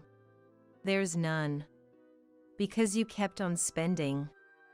The savings are gone. At David's words, Emma sat down on the floor. I couldn't feel sorry for her at all. This was her own doing. The discussion is over, so please submit the divorce papers promptly, and David, Please pack your things and leave the house. That's all. It was unclear whether the lawyer's words were heard, but the lawyer and I left the room, leaving the sitting couple behind. I left the rest to the lawyer and went home. The divorce was finalized smoothly. With the lawyer present, David packed his belongings and left the house. I received a few messages from David, but I blocked him completely. I cut off all contact with David and Emma. After being fired from the company and losing his savings, David ended up moving into Emma's place, but with the theft incident, Emma also got fired. They both desperately looked for work but only managed to find day-pay part-time jobs. Despite receiving their salary on the same day, Emma, who is bad at saving, continued to spend and ended up being evicted for failing to pay rent. This incident became known to their relatives, and both were disowned by their parents, unable to return to their parents' house. They now live in a very old, inconvenient apartment while working part-time jobs to pay compensation. I heard from a classmate living nearby that they are occasionally seen at a local spa, looking completely different from before, with worn-out clothes and hair. As for me, work is going well, and I've joined a tennis club as a new hobby. I'm enjoying working on myself while getting some exercise. 6 months later after this incident, I went on a solo trip abroad, where I met a wonderful man, and we are currently dating. This past event has become an unforgettable part of my history, but thinking that it led to the person I am today, I might feel that I made the right choice and I am now very happy with my life. You're the housekeeper, so you do all the cooking, cleaning, and nursing. If you don't like it, get a divorce and get out. Brian made it clear that I was his housekeeper. So that was your plan all along. I'm free labor, a housekeeper. On top of that, I'm also expected to look after your mother, Sarah. Of course, we got married, and you're my wife. You're not cut out for it if you don't like it. Pack your bags and leave, I can divorce you anytime. It must have been his final warning. Brian said it with a nasty smirk. Listen, I'm an elite from a prestigious company. You're only just getting by with that pathetic business, thanks to me. Remember that. All right, then. I whispered, and it seemed to reach Brian. As long as you understand. Remember, do as I say. Without responding, I turned my back on Brian and muttered quietly again. Then consider yourself fired. What? As a result of my actions, my elite husband. My name is Helen. 30 years old. I own a restaurant. People say it's impressive to be an owner at this young age, but the place was originally my father's, and I just took over. The chef, who's been with us since my father's time, is the one who actually cooks in the kitchen, preserving the flavors that have been cherished since its establishment. With the help of such longtime staff, I've somehow managed to keep the restaurant running. I'm still in the learning process. I took over the restaurant at the age of 22, right after graduating from college. Instead of getting a job, I was immediately entrusted with it from my father. I graduated from the economics department, so I thought I had learned a lot, but reality doesn't always follow the textbooks. Despite numerous failures, and my fair share of bad days, I've managed to keep the restaurant going to this day. I thought I was pretty lucky. About 5 years after I took over the restaurant, a man started coming regularly. It was Brian, who would later become my husband. Once, a group of men in suits came over. Brian was one of them. He said that he liked the food, and started coming as a regular customer. Brian and his colleagues were employees of a major food manufacturer, and they said they were visiting various restaurants for research.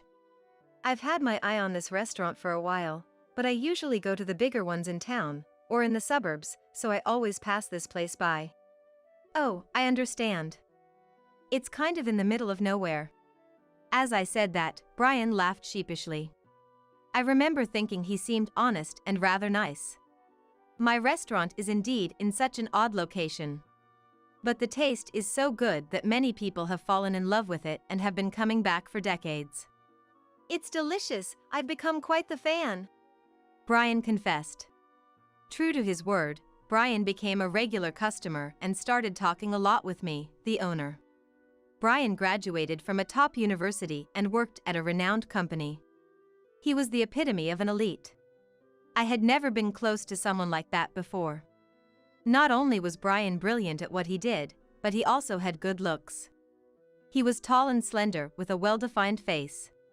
Undoubtedly, he was the type who would be popular. Brian was 7 years older than me, so he was 34 at the time. I assumed he was married due to his age, but he laughed and said he was single.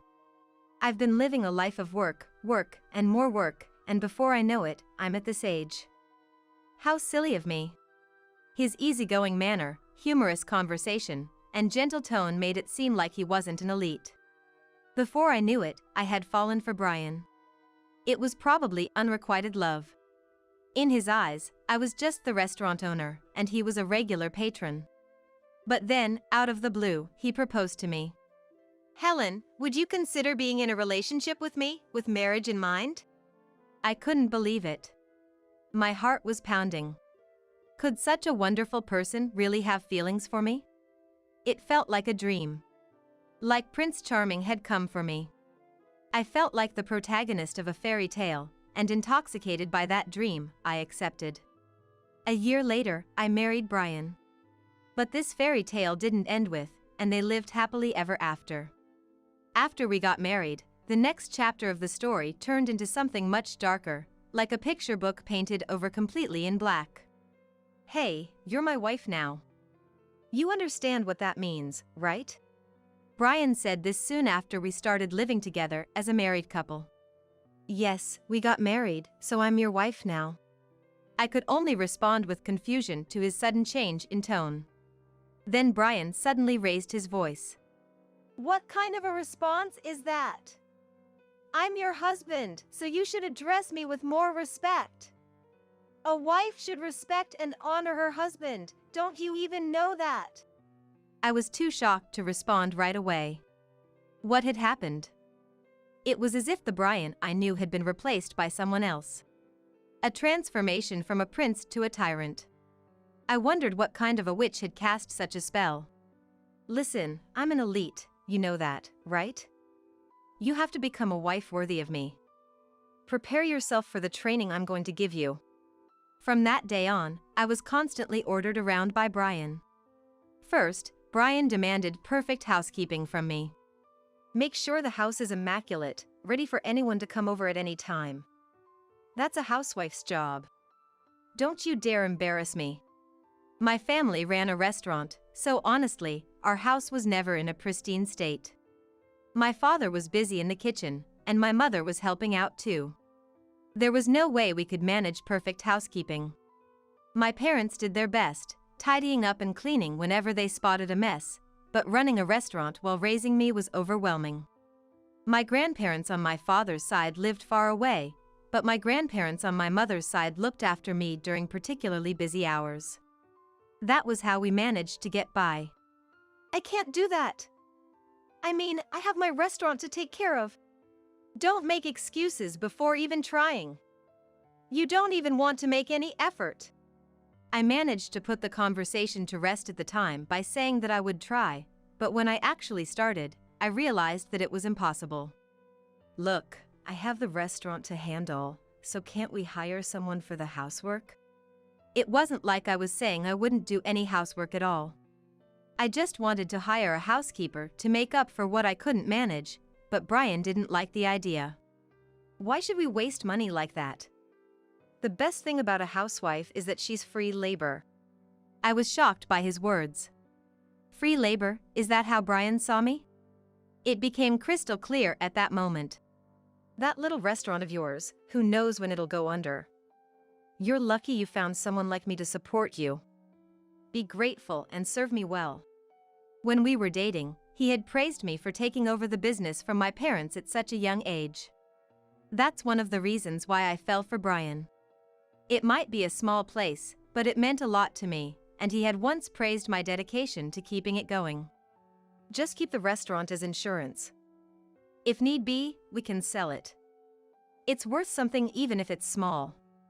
But if it starts losing money, shut it down immediately. It's not worth keeping if it's running at a loss. That's what he said.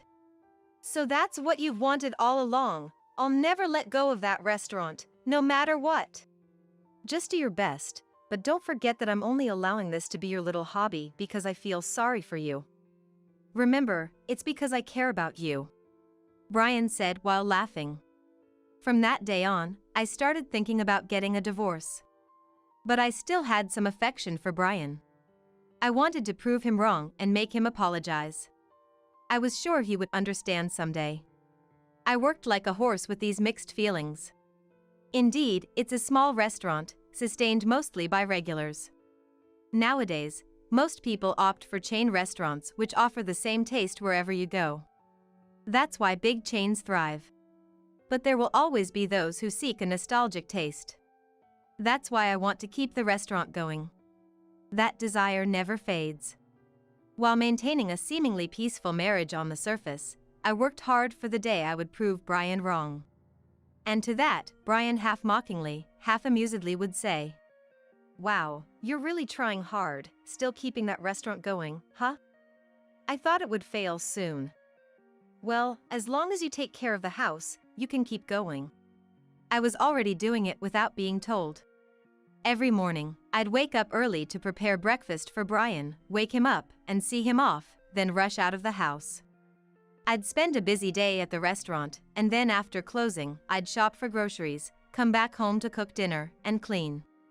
When Brian returned, I'd serve him dinner, get ready for a shower, do the laundry, prepare for the next day, and take care of anything else left to do.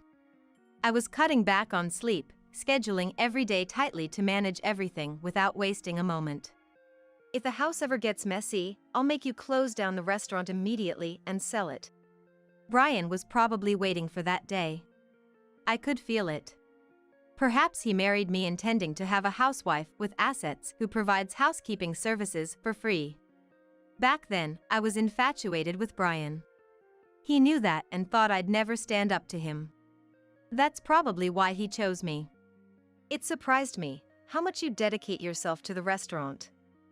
I thought once we got married, you'd only have eyes for me. I feel betrayed," Brian said one day. I thought I was the one being betrayed. I had believed he understood me when he chose me. I wanted to say that, but I swallowed my words. And then things got worse. "My mother has fractured a bone and is hospitalized. Sarah." Brian's parents live in the neighboring state. I don't want to say this, but like Brian's true colors, they are not the most pleasant people. Brian is our pride and joy. A graduate from a top university, working at a leading company, an elite man.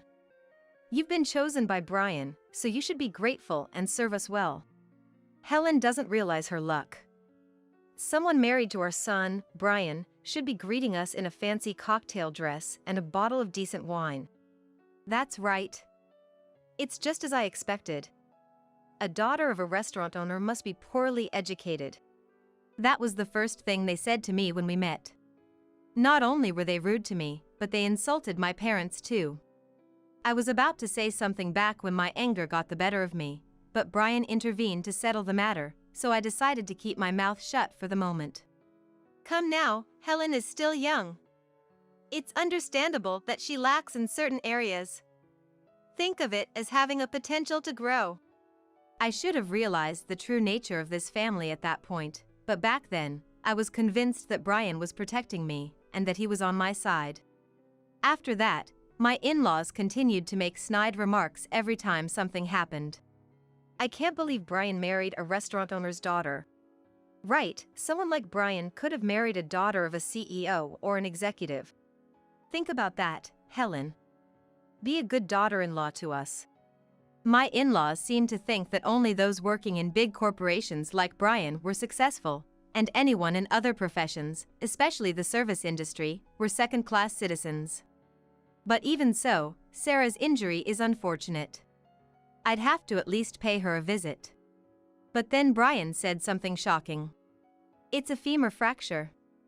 She'll need hospitalization and rehabilitation for a while after surgery. Can you look after her?" Wait, but aren't hospitals still enforcing visitation restrictions? I can maybe visit or bring something, but looking after her might not be allowed, right? Who said anything about the hospital? I mean, after my mother is discharged and comes to live with us. It took me a moment to understand what he meant. As I was silently pondering, Brian dropped the bombshell. Don't be dense. Once my mother is discharged, she's moving in with us, along with my father. What? You have a problem with that? Of course, it was a problem. Even the thought of living alone with Brian was unbearable, let alone with his parents too. I can't take care of Sarah, I said firmly. I have my restaurant to run. It's impossible. Professional care would be best for her. Why should we pay for that when you're here? Then, close down the restaurant. Sell it and use that money for the family. Brian made an outrageous demand. I won't sell the restaurant. And I won't take care of Sarah. You're the housekeeper, so you do all the cooking, cleaning, and nursing. If you don't like it, get a divorce and get out.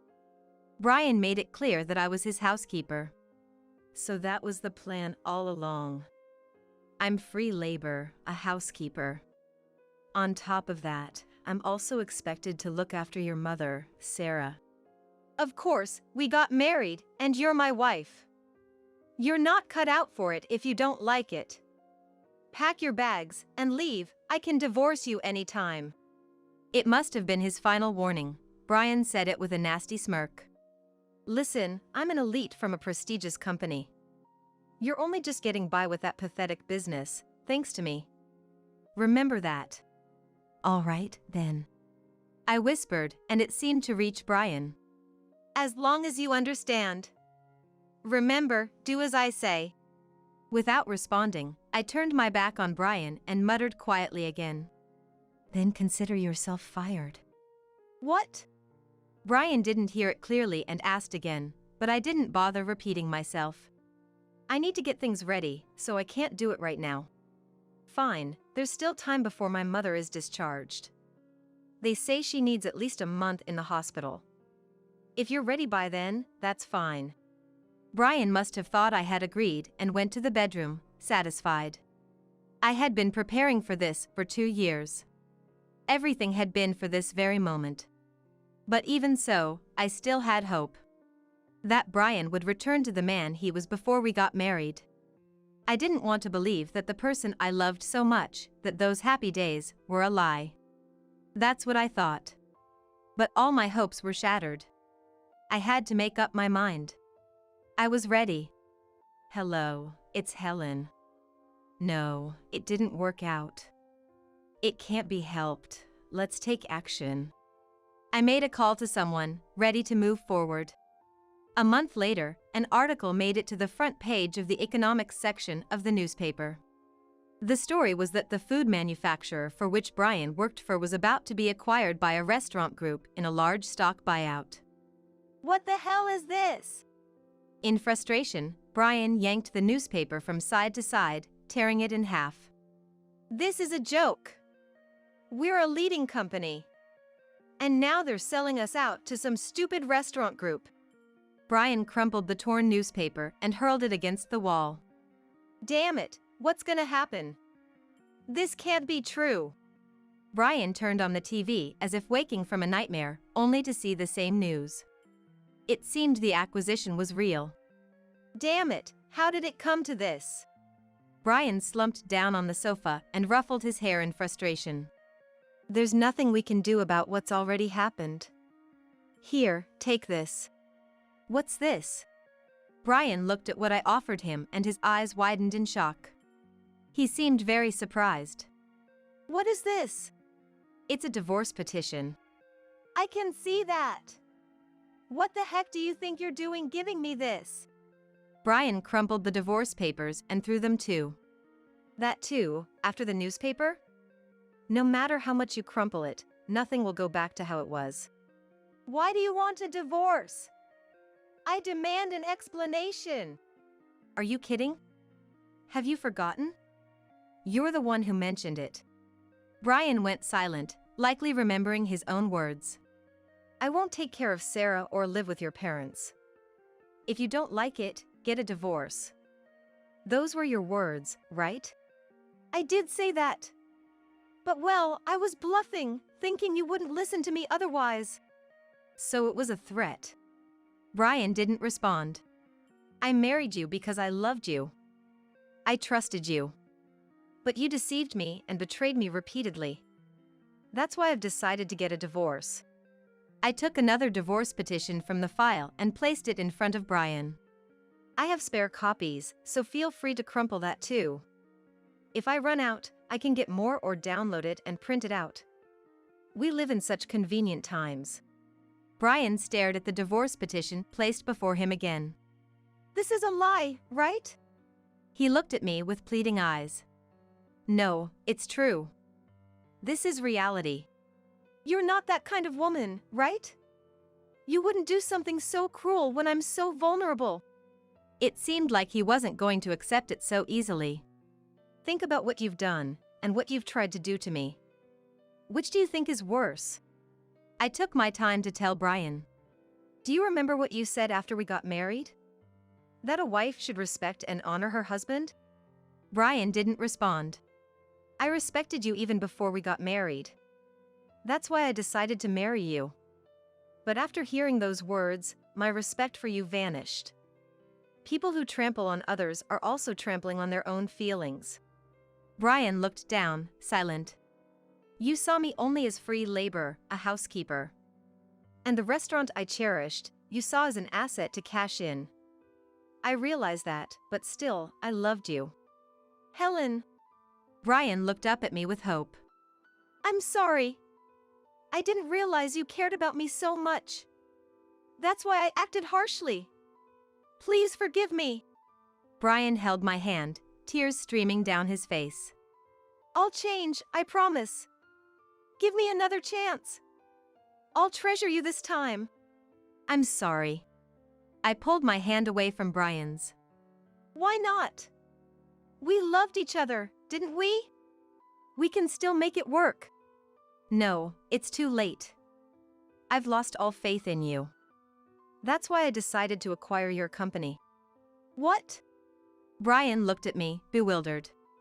The big restaurant group that acquired your company, with 1,900 full-time employees, I'm the president of that company. Unfortunately, I'm letting you go. No, this isn't the time for jokes. What are you talking about? Have you lost your mind? Brian half laughed, but it was the truth. Never mind that for now. Here, take this. Brian took the envelope I handed him with confusion, then screamed in disbelief as he checked the contents. What's this? It was evidence of Brian's affairs. There were documents from a private investigator and numerous photos. A female employee in the secretarial department, a subordinate's wife, a recent college graduate, a woman from a business partner, a girl from a club, and who else? The list was astonishingly long. Brian is attractive. And with his elite status, it's no surprise women flocked to him. Amazing, isn't it? Your affairs are too many to count on both hands. I'll be seeking compensation for all of them, from you and the women involved. Hey! What? Brian, looking at the documents and photos, turned pale and trembled. He tried to speak to me, but didn't seem to know what to say. The problem is the time and place of the affairs. A lot of them seem to happen when you were supposed to be working. I think this is a breach of trust against the company. A lot of them occurred when he was out of the office on business during working hours, making sales rounds, on business trips, and entertaining clients. Brian was with his mistresses instead, as detailed in the documents. You've been investigating me like this all along? Yes, that's right. That's not fair. Brian threw the documents and photos at me. You used the money I earned for this? No, not a single dollar of your money was used. Liar. You don't have that kind of money. Brian, being an elite, had a high salary. He saw me as free housekeeping labor, but he did contribute financially to the household. You know I'm the owner of a restaurant, right? Yeah, that near bankrupt one. Just a hobby, isn't it? Owner, huh? Ridiculous. It's true that if you look at the finances alone, the restaurant doesn't seem that prosperous. But there's more to it. I told Brian the whole truth. That restaurant was for gathering information. I was researching the current trends, what sells, and things like that. That restaurant, established by my parents, was the first of many. Now, it's a major chain with locations not just in America, but abroad too. The company that acquired Brian's workplace was the parent company of that restaurant chain. This must be a lie. It is not a lie. The location of the original restaurant was ideal for market research. The first restaurant thrived mainly due to my father's skills. But the reason we could expand was due to understanding customer preferences. You never talked about your family business like this before. You tricked me. I didn't trick you. I just didn't tell you. When I started dating Brian and considering marriage, my father advised me to wait and see. In hindsight, my father saw through your true nature. He said to tell you if you didn't change after our marriage. Back then, I would have married Brian regardless of his opposition. That's why my father had said such a thing. And what I told Brian when we married wasn't a lie. My father was ill and struggling to continue working. So, he had my uncle take his place as the company president, and he pretty much retired. That's why it was true when I said I took over the restaurant, because my father was sick. He had undergone major surgery and difficult treatments. As an only child, I was still too young to take over the company, so I was in charge of the restaurant, partly so that I could learn new things. My business degree couldn't make up for my extreme lack of experience. I was told that if I failed to run the restaurant, I wouldn't be acknowledged as the successor. So, I worked hard to continue my father's legacy and earn his approval. My father probably warned me to keep quiet, fearing the business might be taken over or ruined by a bad marriage. But I thought Brian was different, and I wanted to prove I could be honest with him. That's why I remained silent. Well, I was disappointed. My father even told me that if Brian wasn't the man I thought, I should resolve it by myself. Of course, that's what I should do. There was no way I could run such a large corporation if I couldn't handle something as small as this. So, I've lived these past 2 years thinking about how I would make you regret it if you didn't show any remorse. Though, at the same time, I hoped you'd change your ways. I sighed, picked up my mobile phone, and made a call.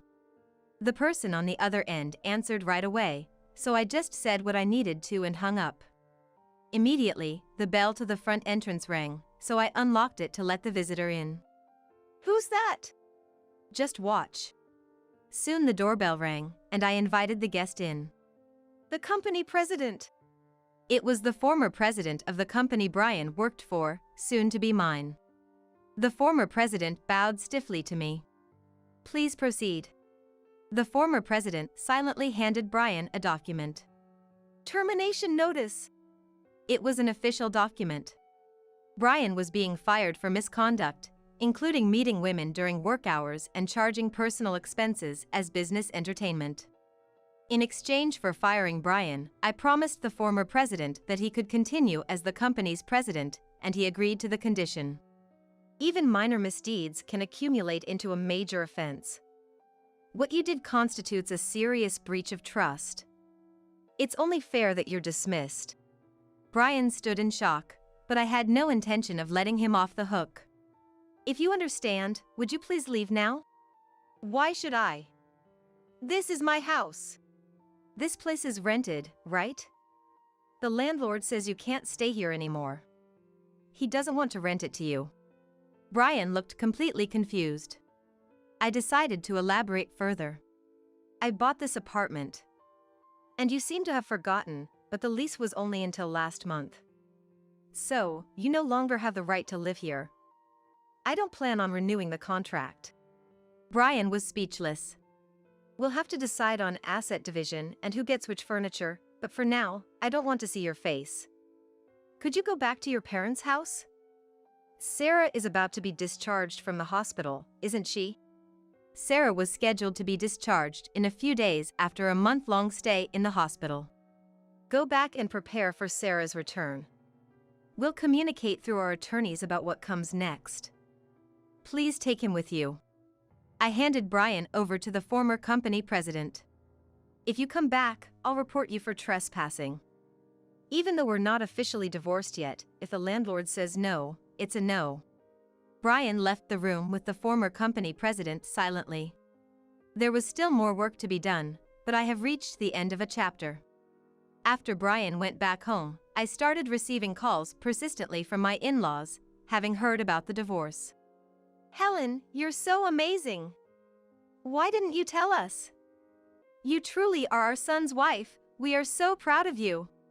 Getting a divorce must be a joke, right? Helen, you loved Brian so much. Can't you forgive a fling or two? That's just men being men. At first, they were arrogant, but when they realized my resolve to get a divorce was firm, they resorted to threats. You got Brian fired. What are you going to do about that? We'll demand compensation. What you did is unthinkable for our son's wife. Hiring a detective to investigate your husband's behavior, imagine how it would affect your reputation if it gets out. When I confidently told them to go ahead with claiming compensation and leaking information about me, they finally shifted to begging. Helen, I'm really sorry. It felt like you took Brian away from me, and I acted spitefully. Please understand. What are we supposed to do if you leave us? I apologize if I upset you. So, please forgive Brian. If you can't forgive him, how about just us? We were family once, after all. Of course, I refused everything they had said to me. I've said it over and over again, but I'm divorcing Brian.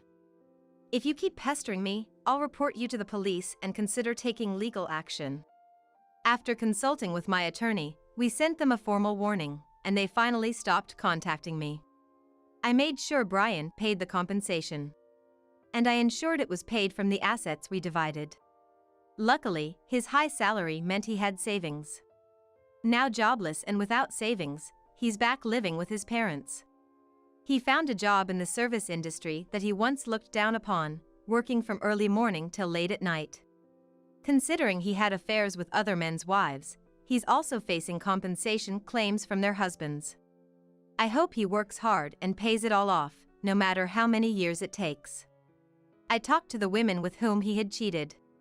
All of them apologized, saying they weren't serious and were just in it for Brian's money and elite status. While I had anticipated this, any relationship with a married person, regardless of the reason, is a legal offense and can be subject to a lawsuit. I made sure these women understood the severity of their actions by legally requiring them to pay compensation.